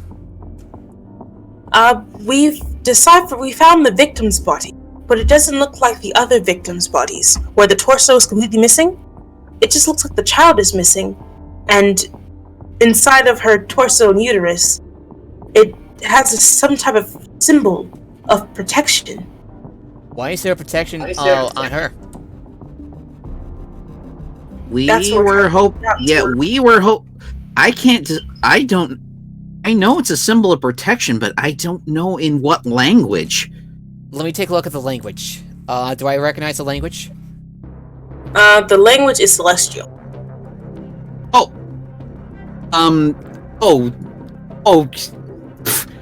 Mary would recognize that. She speaks celestial. She speaks celestial and infernal. No, this is ancient celestial. Use those. Oh. I can help her with figuring out the symbol, but I can theorize. What exactly is this rune protecting? Is it just her body, the child? It looks like it was just protecting the child just to be born. Or perhaps some sort of that rune might have protected the girl by preventing the child from devouring the body. If only we have a resurrection spell on hand. It's odd. All the other demon children born of teenage mothers ate the torso and ate their way out. But the victim of the secretary, it didn't eat anything. It just wanted out, and it protected the body. More like it expelled Yes, the child. more like it expelled. That explains. It was expelled the child through the chest cavity, but it did protect the woman's life. Not in the way the creator of this rune intended. And Mags also says, "What the hell is this creature doing to these?" Well, if I were to guess, it's pretty obvious. Breed, multiply, conquer. Yeah. Whatever this thing is wants to make the human race and the varied human race extinct. Seems like it. Superior species, right? It looks that way. Mary, what's your take on all of this? Think about it. We need to find the monsters responsible for this and destroy them. Yes, I otherwise would wish think to you'll be study. going from I very wish left. to study its corpse. Know thy enemy. Yes. Hey, Huh? Memphis, could you get out of your form? Help me with this one, okay? I come out of my form. Yeah, sure. What are we doing? Yeah. And on to Memphis and Ellis. You guys head to the Golden Apartment to find the friend of the victim. Alright, I approach the door that leads to the friend's victim. I knock. Hello? And with that, a giant Goliath soldier looks to both of you, and his name is Muro. Says, "What do you want?" We're just here to ask you some questions about your friend. I'm sorry for your loss. Friend? You mean my daughter? Your daughter? We were never. hold we were. Okay. I'm sorry for my friend here with the local newspaper, and we just want to write an article of what happened to your daughter. Oh, you must mean my daughter's friend that died of childbirth, right? Yes. Yes, we're writing a news article for it. Actually, we were trying to stop whatever is plaguing this community. We've been hired. Let's Roll not this- start mass pandemic. You need to roll persuasion because he doesn't think you're telling the truth. But shouldn't be deception. I'm telling but out of character, I'm telling the truth. I'm trying to diffuse the situation, even though I have 11 charisma and no proficiency in persuasion. This might go well. Okay.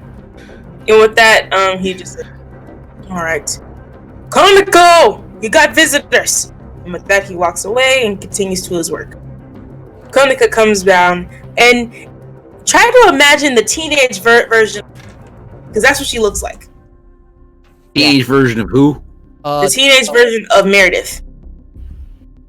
Oh, But it's just like- a slightly younger version of Mary, like, you know, tall, leggy, busty blonde. Yep. What you had? What you had a But twin it you didn't know about? looks like pink. It looks like the girly 90s hit her hard. Like she looks like a girl from the 90s. Like the literal epitome of literal like teen girl 90s look is like literally on here. She has like a scrunchy pigtail for at front of the hair, and just like the rest falls. Can I help you? We're here to ask you about your friend. Oh, you mean my friend? Yeah, the dead one. Oh, yeah, she's my best friend. Come in.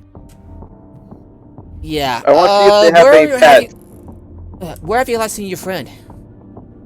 Last I see her, she was like pregnant, and then she always would come to me saying how much she loved this guy named Kovacs, and he was like super cute, and I always wanted to talk to him, but I was like, no. I mean, I'm more into like giant guys. And then she was like, I'm so sick of being pregnant, and she would always complain about her stomach, and I'm like, come on, I'm literally trying on new outfits right now. I'm really like not trying to hear more about this pregnancy. And she always complained about her stomach and complained how much the baby kicks, and I'm like, ew, I'm not trying to hear any of that. And then she died about childbirth, but then they were like, there was no kid that came out of her, so they said that it vanished since she was giving birth, but instead of a child coming out, it was something unnatural. It's Kovacs. We know what it does he is. look like? It looked like something like a gross demon baby. I swear I'm never giving birth to any kids ever. Well, as long as you avoid the and I saw the scroll that has a picture of an Infernal, these Infernals. Does this Kovacs look like this fellow? Yeah. Ew, it looks really gross, and it's really like demon-like. And she also looks down at the drink she was having. She's like, Dad, all the ice in my lemonade is melted. I want more. Get it yourself. I'll see if I can cast speed hesitation to freshen up the drink. Hope that helps. Thank you. Well, I appreciate it. So anyway, anything odd around these events? All I know is that it's happened to like lots of girls in my school and lots of girls in my neighborhood, and I didn't know why it was happening to my friend. I think it was because she started falling for that guy, and all I know is that him and a lot of his friends started like fucking around with a lot of my other friends. Friends? Kovacs has friends? Friends, classmates, and a few of the neighborhood girls who I would never talk to. Even that one nerd girl who was all into like wizardry stuff. Whatever. The Kovacs and his friends, are they all male? All of his friends were male, and a few of them were like really into head. One of them they were really cool about it, so they just kind of rushed them into it. A few of them were like, "No, I don't want kids," and they were like, "Fine, if you have babies with me, I'll like be with you for her." We got some pickup artists. So we got pickup artists. Lovely. And like she just goes on and on about Hey, Like, slow and down. Okay, slow down. Focus. This is serious. I think. Okay. Can I pull hit? What's your character's name? My name. My Oh, character. My name. Yes. Ellis. Ellis. I sort of pull Ellis aside and like, okay, I have a plan. You may not like it. I'm short, so maybe I can infiltrate this high school, find this Corvax or college, and find him, and then we can, take care of him. I'll bring the others. You're not doing this alone.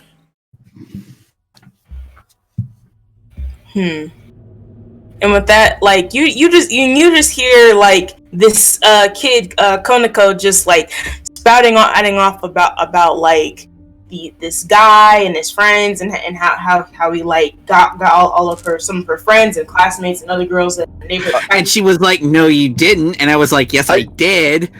I Yeah, want to sort of act like a teenager. I pull out the orb and I contact Meredith and Mags. So for I'm Mary, gonna Like, see if I can get I do my best to Corvax's- explain what that chick has told us. I'll spare you the extraneous details. I'll spare you the extraneous details because she's still babbling on. Like and as it's going on, you hear Konako just and she's like "Mwah," and I was like "Mwah," and I was like "Yeah." I want to pretend to be like a teenage girl back to her, and I want to try to convince her to give us the location of Corvax. Persuasion check. Wait, Memphis, you're trying Actually- to like ask him like the location of Kovacs? Yeah. Yes. And I also would like to I'm trying to insight check. deceive her. I rolled a 16. No. 16. To deceive her or try to get information out? Inside check to see if her information is solid. It's solid. Her information is solid. She said it Okay. in a very in teenage way, like, but you can decipher what she's saying is very solid information of what's happening. Okay, I warned Meredith and Max of what I find. Oh my goodness! So they've been purposely contacting human variant teenagers? It's awful. yeah, Pickup Ew. artists. The pickup artists. Yeah, God. I know the kind. And I got 17. Mary, when she says that, is very being uncharacteristically grim and determined. And I Max got sees 17 this and she's deceiver. like, Mary, are you alright? Alright. I You will look- be when we take these sons of bitches down. Alright, then. Ellis, we will let you know if we come across an odd or you come into over and out. Got it. Alright. And as you close the phone, Konako is still babbling about like now shopping. Now she's like, and then Daddy won't even let me get the news ma'am, orb. I think you told us enough. I rolled a 17 deceiver. You attempt to deceive her. You probably morphed into a teenage girl, and she's like, "Who are you? And what are you doing in my house?" She's a friend. I believe she's. I'm a friend. You saw me a little while ago. Yeah, that like Friday at the beach. Oh man, that was some good times. Yeah, you and me had. But yeah, I'm trying to find that guy. And Mary Which should- guy? There's like a million other guys. I can't think he'd count. And I gestured to Corvax, the guy that we're going after.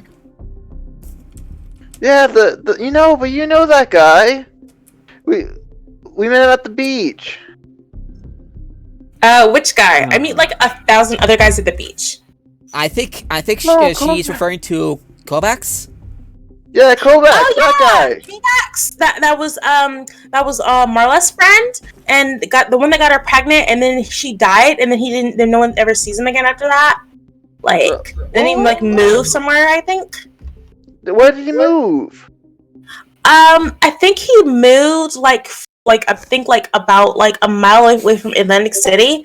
He said he wanted to get away, and he was like death or whatever. So then he moved all the way down to like the Jinsai freedom fighters or something like that. And all I know is it's like super grody, and it's like all the way down. I activate the phone, and I have Max and Meredith listen into the conversation. And all I know is that it's like down near about Coral Street, and by all the way down to the river. All I know is like deep down underneath the Pacific Ocean, like down. That's where all the resistance. Oh my god, girl! Tell me more. Oh my gosh! And I hate going down there. All I know is that half of the Warden side and half of the Atlantic people who don't really agree with our systems go down there to live and be like all super like non-techy, and they like to go down there and like do really boring stuff. I think a few of those girls are really into like not plucked eyebrows or into like new trending fashions. It's like really gross. Really? That's terrible. Yeah, that sounds fascinating, ma'am. But we have more pressing issues that matter. Thank you for your time. Yeah, and if you come across anything else, like don't be afraid to ask. Like, Chronica, do your homework. I'm like, oh, taking care of this, Kovacs. We could taking care of this Kovacs and make sure that he won't, cause any problems for anyone. Well, she also shouts out. Also, remember that he wears like a leather jacket. It's like super cute. Oh my god! Actually, that's kind of important. So we can stick him out in a crowd. What kind of leather jacket? What color is it? It is like black, and he looks super handsome. Like he was carved out of gods in Athens, and he looks like black leather jacket. Okay, black leather jacket. Does anyone else wear it? The only ones who I know who wear it is like his friends, and they all have the same symbol. It's like a curved crossed symbol, and it looked like really weird. All I know is it's from some type of celestial infernal place. Do you think you can draw it for us? Sure. I need paper. Wait, I have paper right here. And then she draws you like a cross section looking symbol where it's like it has swirls, and it's like it's similar to looking like a pentagram, but instead of a pentagram, it looks more like a flower. It's a flower. I show Meredith and Max on the orb the symbol. Can I make an insight check to see if I have seen this symbol before? I'm a smuggler, so I'm underground kind of thing. Max sees the symbol and she's like, "Yes, that's the symbol that's on a young woman's body." Mary's like, "Oh, yeah, that's the protection symbol." Why were these people? Oh, they must have been wearing some sort of protective gear. This could cause problems. Can I roll anything to see if what I said is correct? Yeah, and also I think he was like his friends were like bad boys, but that one in particular, Kovacs, he was like a bad boy with a good heart. He seems like really nice, and I think that's why Marlo liked him so much. If it's a Zakana, I rolled a 25. Otherwise, it's a 22. Do I recognize anything of what? Do I make a connection between? Do I make any connections between the symbol and anything? In a way, you do. Okay, so what do I know? You know that this symbol was from an ancient celestial spirit. Ancient celestial spirit. Sounds like something related to from Alexandria. Funny. Do I know anything else? What you know really is that what you know about the spirit is that it was caused by some.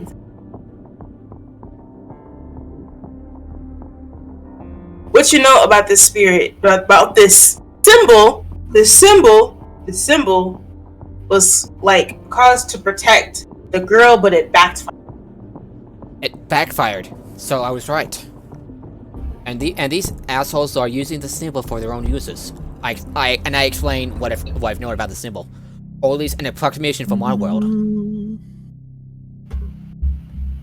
If I were to guess right, this symbol backfired.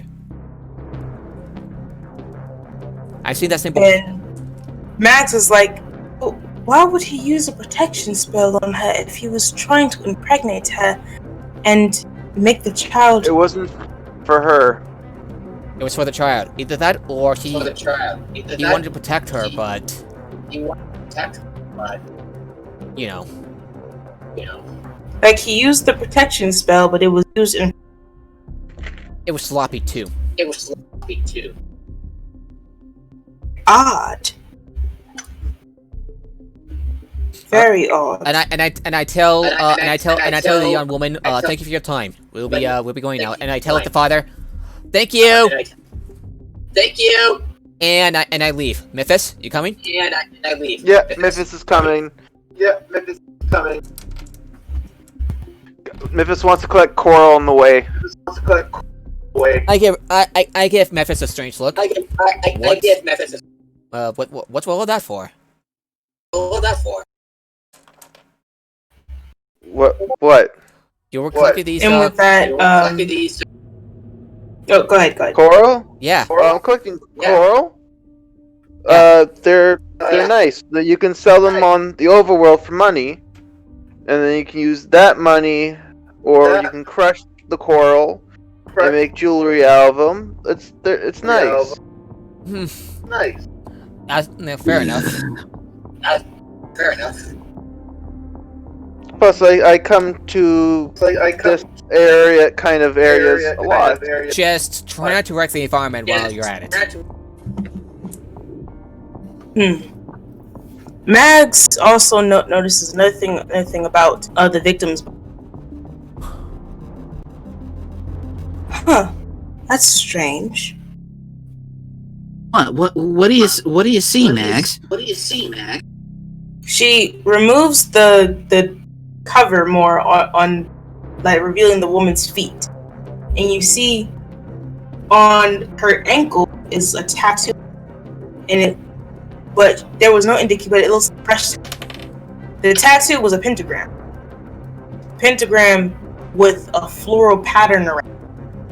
By the way, am I still connected to Max and Meredith? Yeah, you're still on the phone, and she notices. All right, I look at What? I look at Fresh the pentagram. tattoo. She died. This might be a cult thing. Can I roll Arcana to see what that symbol is? I Sure, also go have ahead. Arcana. I rolled a 21. Oh, you rolled 21 Yeah. for Arcana? Yeah. This is Ancient Infernal. I rolled a 26 on Ancient- that check. Oh, you also notice that it's infernal, but it's enough infernal to know means you are mine. Great. Yeah, I also been studying this world's lore in the meantime, so this is also me recalling what I just learned. So this household is making it his hideout at the school.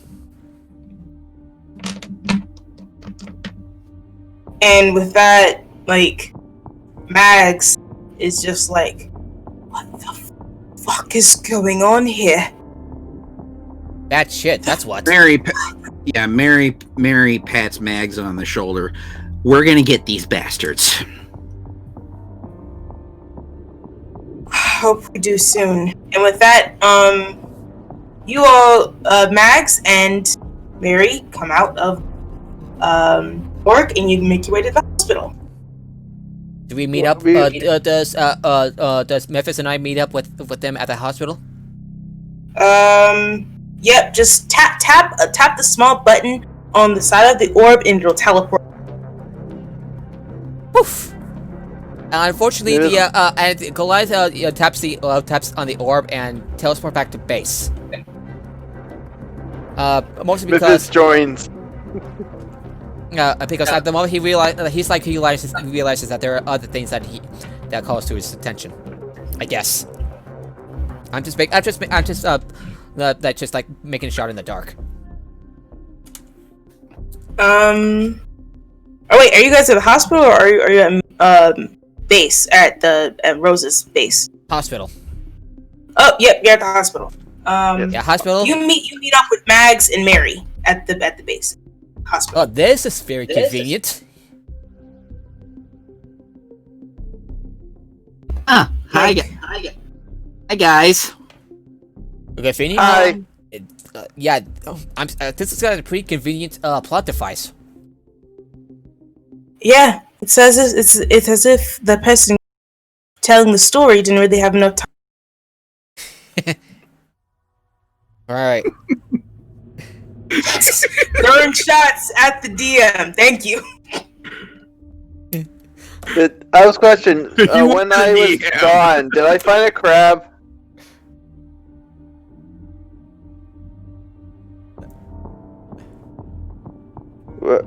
When I was away from the party, did I? Because I went out searching for a crab. I stayed with the party as an octopus.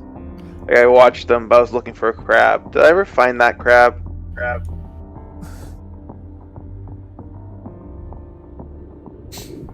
Sure. Yeah, sure.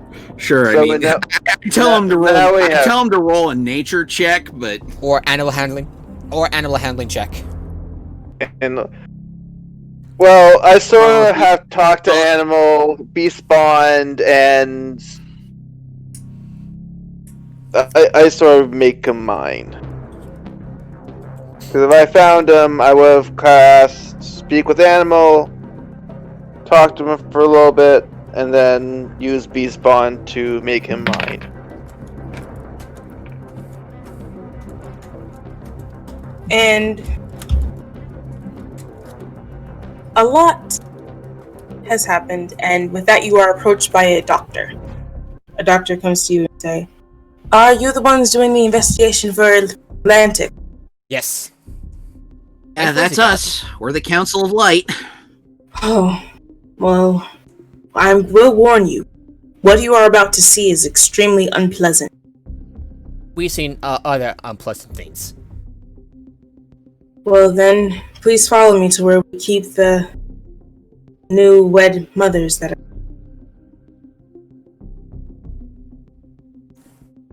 Alright, lead the way, doctor. He takes you down to the special birthing ward. There's the natural maternal, and then he tells you that we have different maternity wards for different situations, such as other human variants and other races, just Kinkos and others. But this particular birth is unlike ever seen. If you don't mind, doctor, and I use a ritual version of Detect Magic, this will take me about several minutes. You might want to stick around, just in case. Alright? So And with that, he shows you to a new case that just came right? birth. It's like another young woman came. I'm going to spend about 10 minutes to cast a ritual version of Detect Magic. In the meantime, the rest is up to you.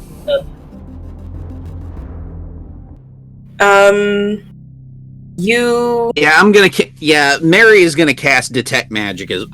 Mary is gonna attack. I'm doing well. detect magic. You do the questioning. You have the highest charisma. Okay. Memphis just playing with Shelly and Snips in the corner. All right. And with that, cast detect magic, and what you can. All right. Sorry. You detect protection spell. You detect protection spell magic around the wall in this particular room that's about to give birth to like a demon baby thing. And as that is happening, it looks to you. Are you sure you don't want to wait? Don't want to what? The birth, it's beginning. And I'm as you I'm look, sorry. What you say? you see like the window of where see a teenage variant human about to give birth to whatever. I culture the and hell. I add. Does everyone know teleportation spell? Like, I'm gonna wait, put you abort the Ellis, baby. did you just leave? Did you just leave? Did you just leave? Who left? No, I'd say like, did you just leave to like to not see?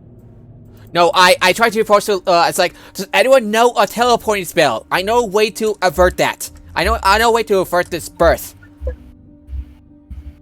He's trying to teleport the baby out of the mother. It's happening so fast, and as you see mother, and she's just screaming away. As this agonizing pain is about to happen, you see blood like dripping from her torso and belly, and she's like in screaming out in agony, pain, as if this is the worst thing that's ever happened. Teleportation spell ready, folks. Get a teleportation scroll, whichever works. Nobody has a scroll of teleport or misty step on them. Doctor, do you have something that would cause that would abort the baby? A teleportation spell. I have nothing. I can't control the situation. Whatever's coming out is coming out fast, and I can't control the magic that I'm using. Won't allow it to happen. It's happening. And it's stop. Memphis, do you know any restoration spells? Like, what's happening is so strong that it breaks off the sound barrier. You hear this young woman's cries and scream and agony. She cries out for her mother because of how painful this is. I draw my sword. I'm going to see if I can cut the baby out and kill it. How are you going to do that? The doctor is telling you that. You might want to look away. And Memphis, you got your healing spells ready? Meredith? I rub my hands and I nod my head. Alrighty, and I'm gonna see if I have some sort of if I'm gonna see if I can cut the belly open and get the baby out and then heal the woman.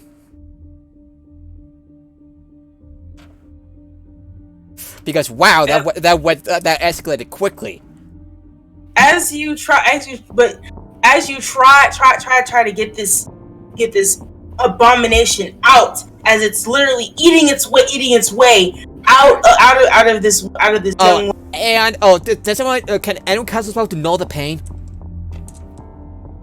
If anything, let's give her a quick painless death if this is too much for her.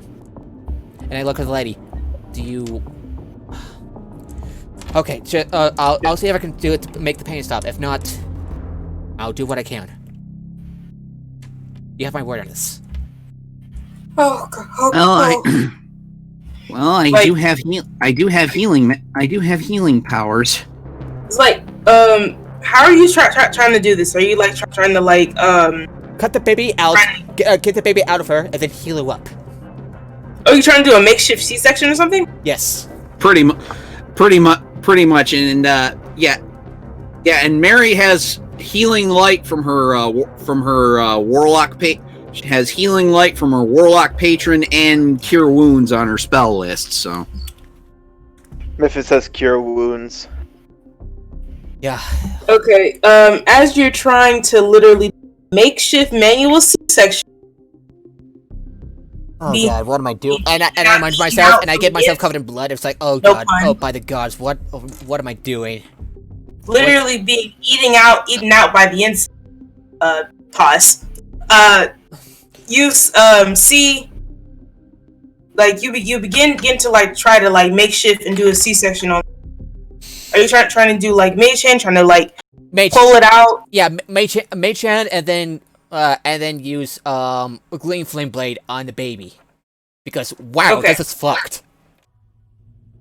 As you try to do this, the child detects trying to be taken out by force, and a mysterious elfin lied like thing comes out of the uterus, and it pulls away at Mag's leg, like, why is this always happening to me? And it pulls away at her leg. Okay, and we need. Okay, anyone got some healing potions? Healing potions. Oh, healing like skills. Now. Yeah, I cast. So and this we're taking the tentacle baby out. This tentacle thing is like use a clenching onto Max's leg. Like, get this thing off of me! I point my wand. I cast Firebolt. And I order the others, and I said, order the others healing. Heal the woman now. Oh, Mary's gonna take care of the critter with a I'm firebolt. gonna walk up to the mother, put my hand on her stomach. Methus has got the healing.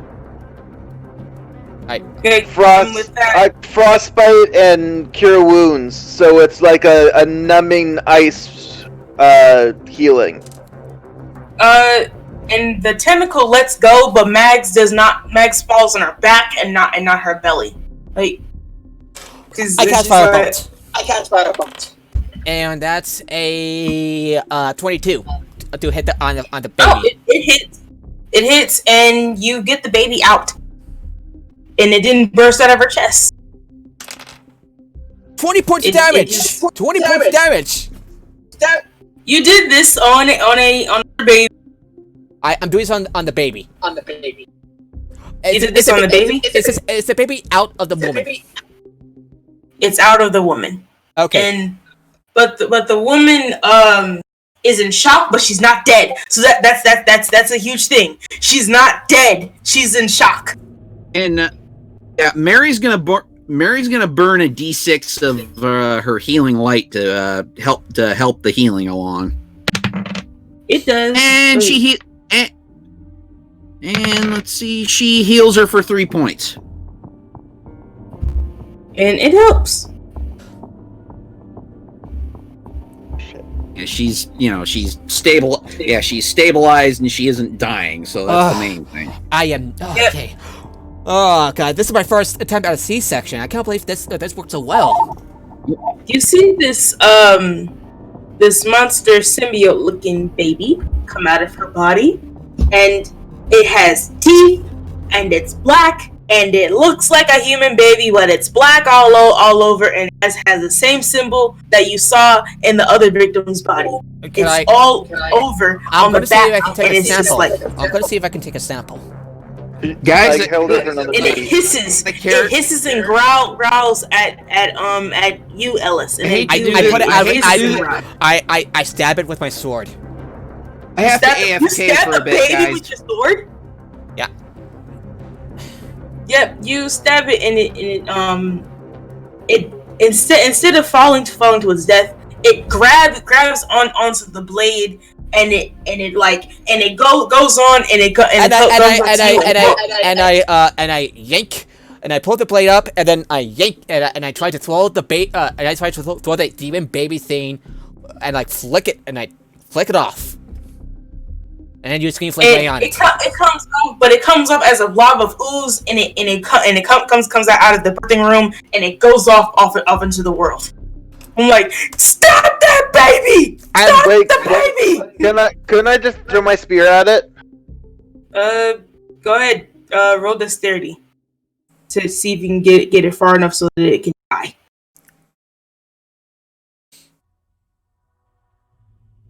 Okay. Quick thinking, no? 19. Okay, it goes and it gets it in the symbol part. The body, and it begins to melt away. I'll see if I can get a sample from the remains. Like it tried to get out, but you stopped it before it got out. So congrats on doing that. I go retrieve my spear. I'm just doing this to fish, not children. This is messed up. Yeah, we definitely should have warned the audience about this. This is me speaking out of character. We definitely should have warned the audience about this. Oh well. Has no one checked on Mags? She's still on the floor and she's still very much hurt. I'll check up on her. after I get the sample. Yep, get the sample. So, and Mary, what do you want to do? I'm cleaning off the blade. Yeah. Mary is AFK, so I'll check on Mags. Okay. And I Yeah, see that Meredith I- is healing the woman. And I kneel over Mags and I help her out and I ask, "You all right?" I think so. I check for anything. I check for any damage. You see a small, you see a huge kind of scar on her back. I look at the scar. Her bones and everything are intact. It's just that she can't get the massive scar that's bleeding from. Could healing do the trick? Yes. I give her a healing Can I potion. use some? Can I use some kelp and just sort of mend the wound? Yeah, I take back what I said. I let Memphis do their thing. All right.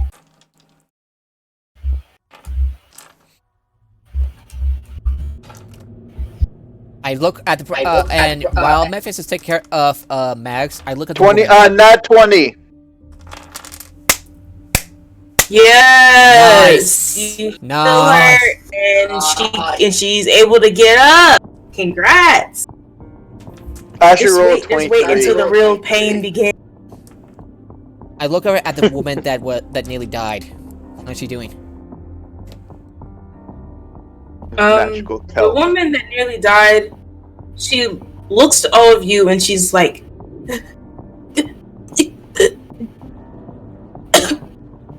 "Thank you." I back at the doctor. Could you see if she could you see to her recovery? From the looks of it, she may need some blood transfusion, but it'll be fine. What's her blood compatible with? Doctor said. What was that?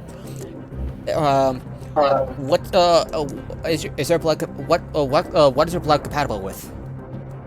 Her blood is compatible with type A. Yeah. Wait! I can use blood magic. Blood magic. Mags focuses and concentrates, and her eyes glow blood red, and all the blood that was generating and being clean and fills her body back. She's still scarred, but just yeah. You have to. I think you have to roll damage. I'm gonna take the blood hunter. Okay, D&D Beyond. I'm gonna say, I'm looking at the table right now, and I'll say, roll D4, points of damage. okay.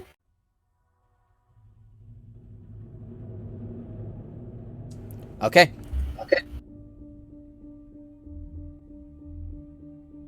One. Nice. Memphis sort of looks at her and hisses. Blood magic. I've heard of this before. I've heard of this guy called Molly. He died. I think.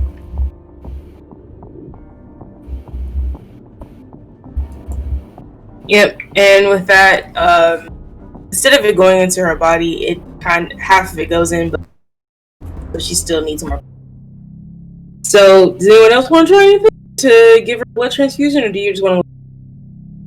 I'll ask Mike if she's good. Half her blood is still in her body, but we'll figure something.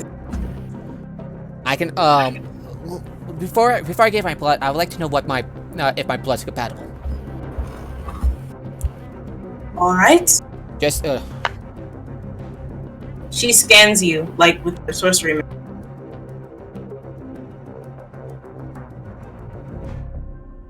I know time is Sorry about that. Sorry about that, guys. I had to AFK for a bit. What did I miss?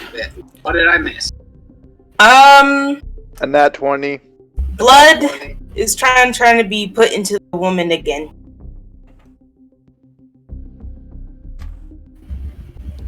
Okay, so that's a 2. Alright. I never know what my blood type is. I never know what a blood type is. Your blood type seems to be O. From what the doctor scanned you. Oh. What do you mean by... Your blood is incompatible with us. Okay. What about me?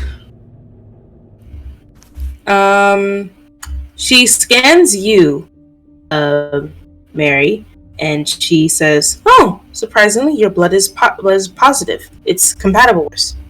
Would you mind giving some blood to her?" I would not. And Max is like, I can transfer the blood to her body, but I don't. Just whatever we have to do to save this girl. The doctor uses her sorcery magic transfer half of your blood into the. Alright, so how much damage would she take? Damage for Meredith? Yes. Let's see. That's a damn question.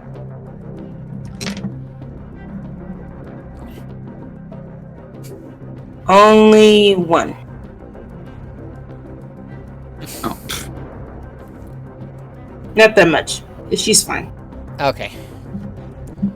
You're Not pretty durable for that you just gave away some blood. I wish I could help, but it seems to be incompatible. Don't know if it, but okay. I'll be fine. Oh, I could use a cookie and a juice box, though. Oh, no worries. A juice box and a cookie appears for you. How do you even eat if we're underwater? There are many ways that human variants can eat. Trust me. We've been here for a long time. Alrighty. Water tablets every morning in our pharmacy. We always find ways to eat them. Whether it's coral cookies or regular. Fine way.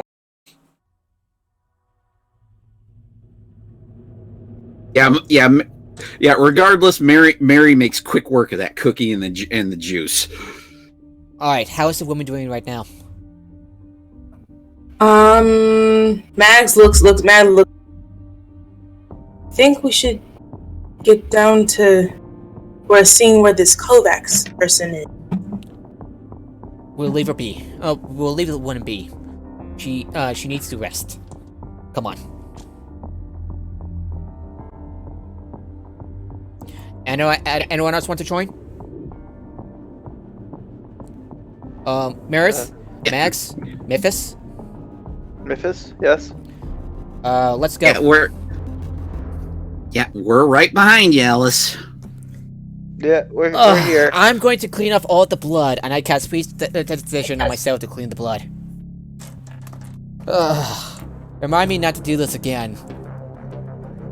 Yes, this was most unpleasant. Not expecting. I cannot imagine what would happen during her birth. It would have been complicated.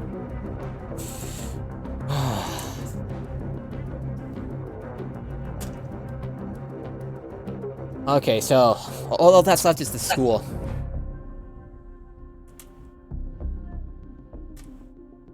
You make your way to the school. It looks like a regular high school. But underwater. Yeah, not as... Atlantic City High is what it is. Not as impressive as the academy.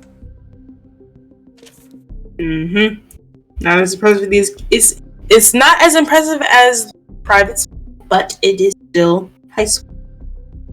You all go inside and you are greeted by one of the teachers. Can I help you? We're looking for someone named Kovacs. We believe that he may be here in the school, somewhere. Oh, yes, he was one of my students. very good student, but he was always preoccupied with girls. We believe that he may be connected to a series of recently childbirth deaths. What? And I showed the scroll which has the information on these Infernals. We believe that he's responsible for these deaths. Does this picture match his appearance? It does. Unfortunately. Then we need to take care of him. Or else he's going to cause more deaths. Unfortunately, I really haven't gotten note of him way after Marla's untimely death. So he's here in the sewer somewhere. Do you know where exactly? Probably in detention. His other friend. I'll allow me to give him some corporate punishment. Alright, detention is on the first floor down the hall. Alrighty, and I make my way over there. And Wizard Sonic has disconnected again. I'll get in touch with him. Okay. You make your way down the hall, down to the detention, and you see a human-looking variant who is in half infernal, human variant, and he looks like he's spinning his pencil, waiting for the day to end. And he has on the jacket with the symbol. So he looks like a 50s bad boy with a pompadour and ripped jeans. He's like wearing a 50s like costume, a 50s bad boy costume. Been bad lately, Corvax? Kovacs looks to you and says like, huh? I know, and I was you. I know, we all know it was you that caused all these deaths, all the grisly deaths. I don't know what you're talking about, shitter. Then what's with the symbol on your back? Have we seen symbol like that on various victims? He puts the pencil down and is like, well, you see, and he tries to run away. He tries to run away. And does anyone know? I'll grab him. Has anyone went with him? Went with Ellis? Yeah. Okay. Memphis is just watching. You want to try to stop him? I'll stop him, and maybe I could try to use if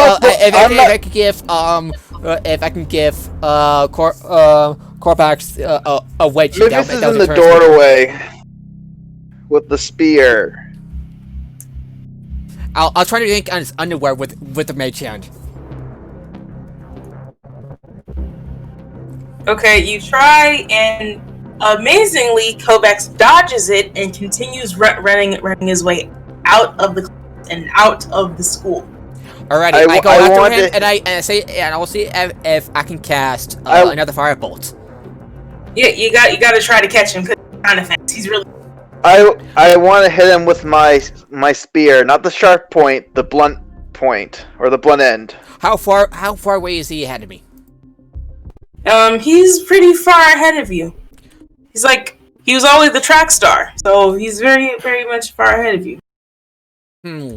If I'll see, maybe Mason Steph wouldn't help, but does anyone know any spells that slow him down? Wait! I got an idea. I cast haste on myself, and I catch up, and I cast haste on myself. I cast haste on myself, and I book it to him. Okay, and he sees you, and he's like, "What the fuck?" And he loses footing. I grab him and I point my sword at him. You got a lot to answer for, kid. It's like he's struggling, and he's like, "Let me go, asshole! I'm innocent." No, you're not. And should I compile the evidence? It's like, I don't know what the fuck you're talking about. I didn't even do anything to those girls.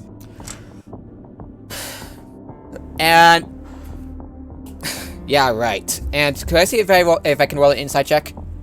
Go ahead. Damn it. Yeah, that's a 9. Oh God, you can't tell what telling the truth. Can anyone help me? Memphis. Yeah. I'll allow you Yes. to roll. I- I'll allow you to roll again. Got it. Mary's got Memphis a is- +6 on Yeah, insight. okay, so- back to the dice chair with you. and that's a 19 on that insight check. Yeah, he's lying. He's lying like a whore in church. You're out. lying like a whore in church. like Mary when her parents take her to when her parents forced her to go to a service of the Mary, Church of the Silver Flame. Shall we present him the evidence against him? I didn't do shit. He says. Yeah, I keep this up. Keep on talking like that, and I I'll cut rolled off another nat 20.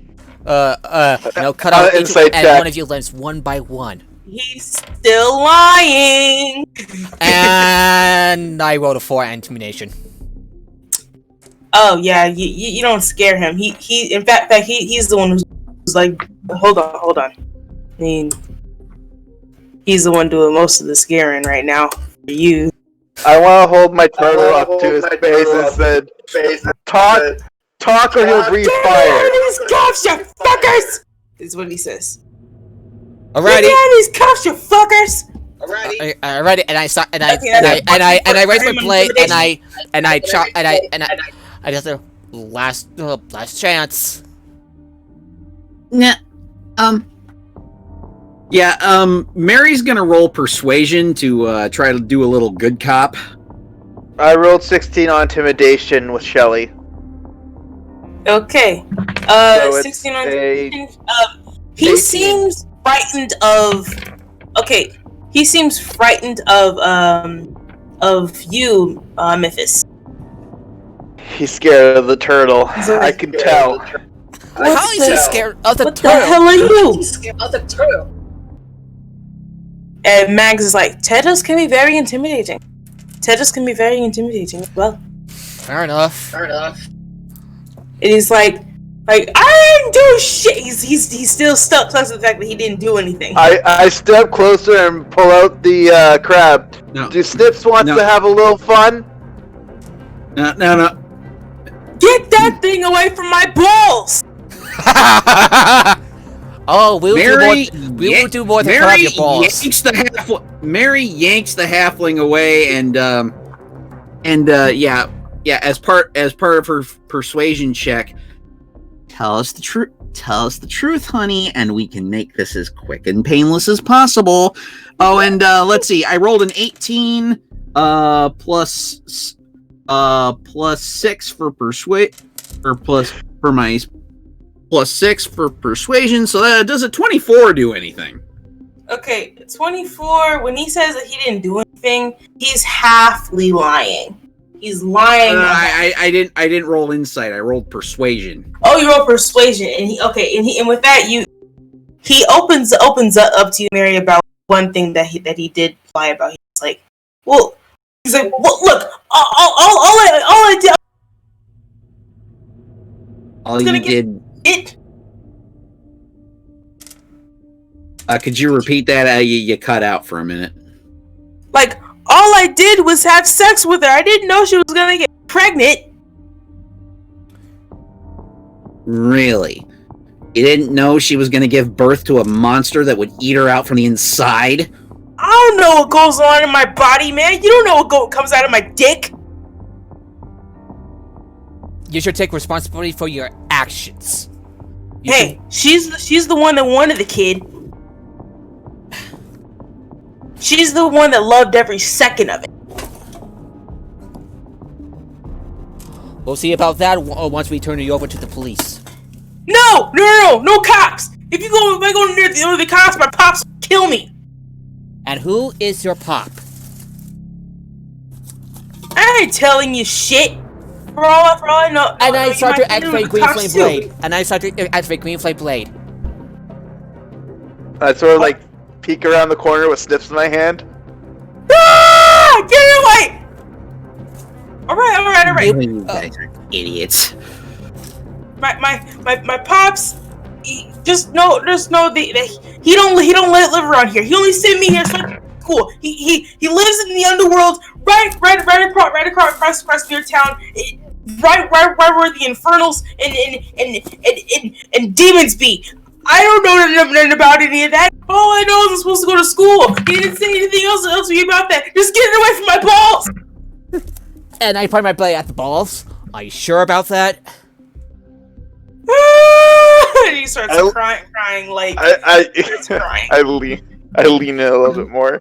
Yeah, Mary's gonna roll persuasion again to try and calm this guy down by and looking at Ellis and looking at her friends, the Blade Singer and the Halfling Druid, and going, "You guys are idiots." I sort of walk up to him with Shelly. He can breathe fire. Oh, This is the funny knock it off. And see, 14 plus a 6. That's a dirty 20 on that persuasion to calm him down. Okay, as you calm him down, he also admits, like, look, I admit that I got her pregnant, but I didn't cause a monster to come out of her. That was my friend Nick, Vic. He's the one who's been like, let's I wanted to love it on insight. expel the human race type shit. I didn't want to hurt nobody. I just wanted to fuck. Just wanted to fuck, man. I didn't think called okay. to die. I rolled 11 on insight. You roll insight? Yeah. Go ahead. Okay. 13. Yeah, from what you can tell, I just rolled insight too, and I nat 20'd that. Yep, he's definitely telling the truth. Okay. But you still have to answer for these deaths. No, he doesn't. He's not the one who turned the children into monsters. People are gonna blame him. We'll burn that bridge. We'll burn that bridge when we come to it. Right now, tell us where your friend is, who seems to have it out for the human race. The one who's mostly putting the abomination babies inside the girls mostly was my friend Bick. Bick is the one who's telling us to fuck all these girls and to get them pregnant, so slowly they'll turn and just make the entire human race extinct. His entire plan mostly was to kill all of the humans, and the only thing that would be left. And you went along with it. Of course he did. He's a teenager. He's a horny idiot. Just because you didn't mean it doesn't excuse. I'm not saying it does. I'm just saying he's just an accomplice. You were accomplice in all of this. Big is the one told me to fuck with Marla. I actually liked her. I didn't kill her. This guy just looks pathetic. He looks very pathetic after just confessing what he is like. Yeah. Mary nods and is all, job. this guy isn't the culprit. He's just an accessory. But he is responsible for it, regardless of his intent. It's like all Bick would ever talk about was expelling human and human variants from this world. He always shit about humans and you already said that. And how inhuman variants if you cooperate with the police, I'm sure they'll be able to accommodate whatever you have in mind. But you still have to.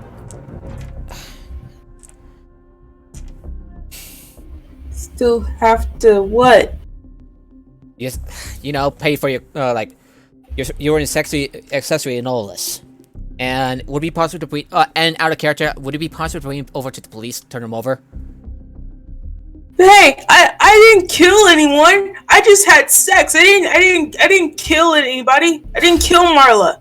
In fact, I was the man who made sure she didn't die. I made sure that I got protection, so my dad taught me so that she wouldn't die. I rolled a and 12. then it wouldn't work. Rolled a 12 on insight. Would you like me to try again with insight? I believe him. Try again with insight. All right. To see. Damn. I believe that he's an occult. Yeah, I'm gonna roll insight, and I rolled a 19. Yeah, he was telling the truth. He just wanted to screw around, and then when he found out there was a possibility that he got her pregnant with a demon baby, he wanted to protect her. But that protection spell backfired. So you were the one. You were the one that set up the protection spell. Yeah, I actually liked Marla. I wanted to have normal babies with her when I was ready, but Your bloodline Beck was prevents all that. like, she's weak. You'll find there's 100 million like her. So I didn't use it. Your right. bloodline, the blood that flows in your veins, prevents that. You cannot have a normal life, not like this. You barged up on that rune. I saw that rune before.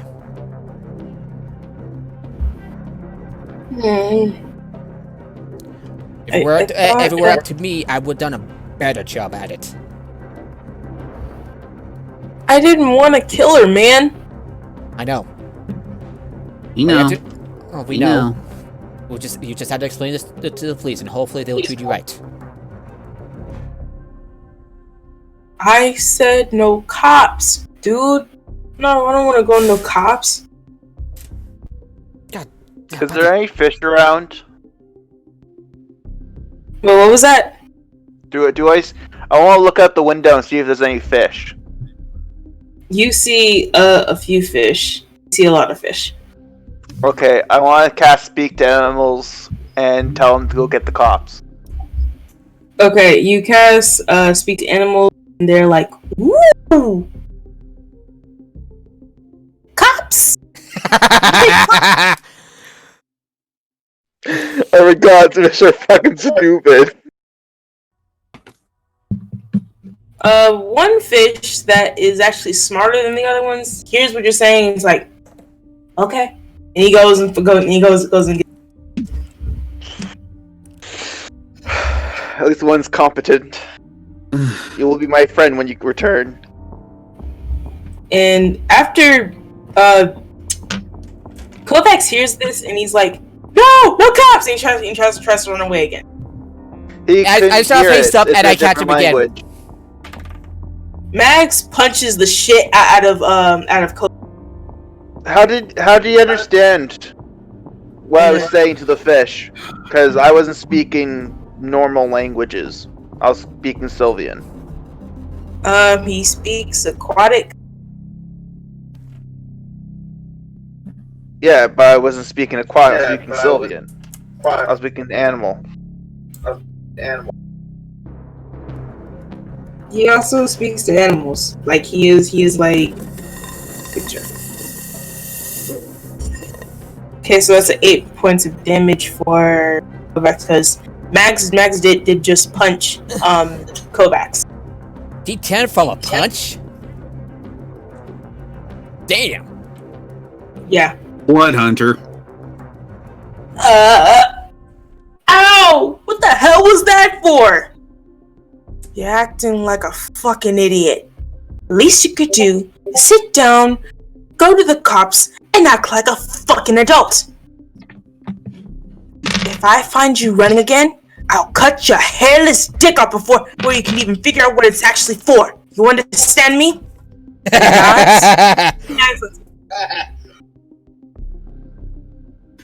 And Mary just shrugs and like, I was trying to be good cop. I sort of set Shelly down right in front of him and says, "Wash. Wait, what happens? What did you do? I take my turtle and put it in front of him and tell my turtle to watch him. Like, and Kovacs is still sitting there and he's very much like very afraid because he's just like, yeah, Mac just said cut his dick off. So yeah, he's scared.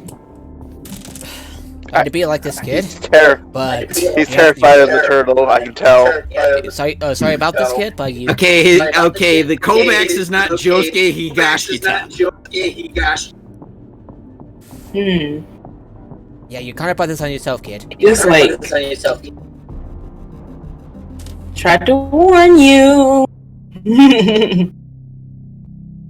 But okay, after all of that, and after the come and pull up, and they take him in for questioning. All right, so we go over to where Korvax told us to go.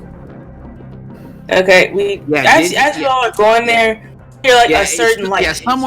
Somewhere in all that craziness, Mary had the presence of mind to ask her where Kovacs's friend was, who wants all humans. Who wants to kill all humans. Hey, baby, would you like to kill all humans? Hey, baby, want to kill all humans? Hey. Little Bender bending Rodriguez for you. Okay. After that, Kovacs kind of tosses you like a piece of paper, and it shows like the address of Big's house, but it's not in the Atlantic. It's on land. Shit. Okay. It's on land and water deep.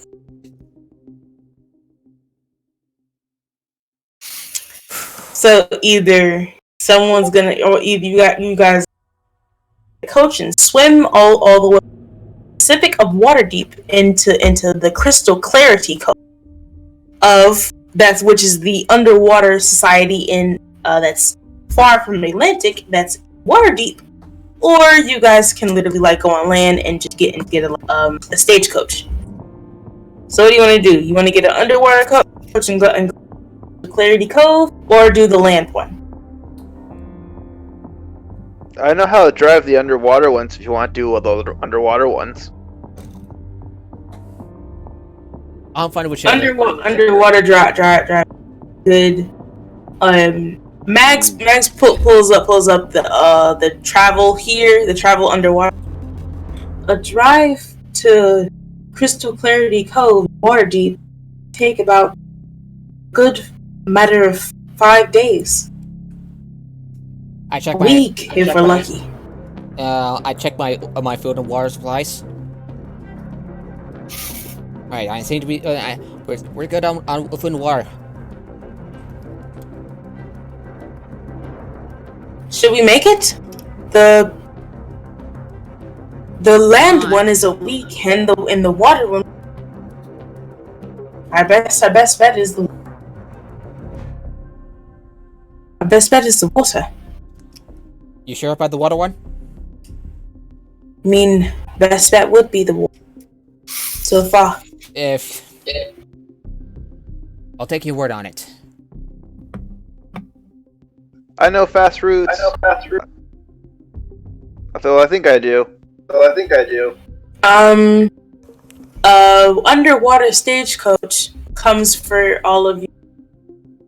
Since Max clipped on the orb and there's a water stagecoach that is filled with bubbles. And she gets on and she's like, well, let's get cracking. We're burning water daylight. I sort of just stand there like, can I get help up? Max pulls you up, Mivit. I get into like the driver's seat. Let's do this. No! Max is like, I'm driving on the water. I actually know how to use these. Oh, let the halfling drive. Let the halfling drive. Max is like, alright, fine.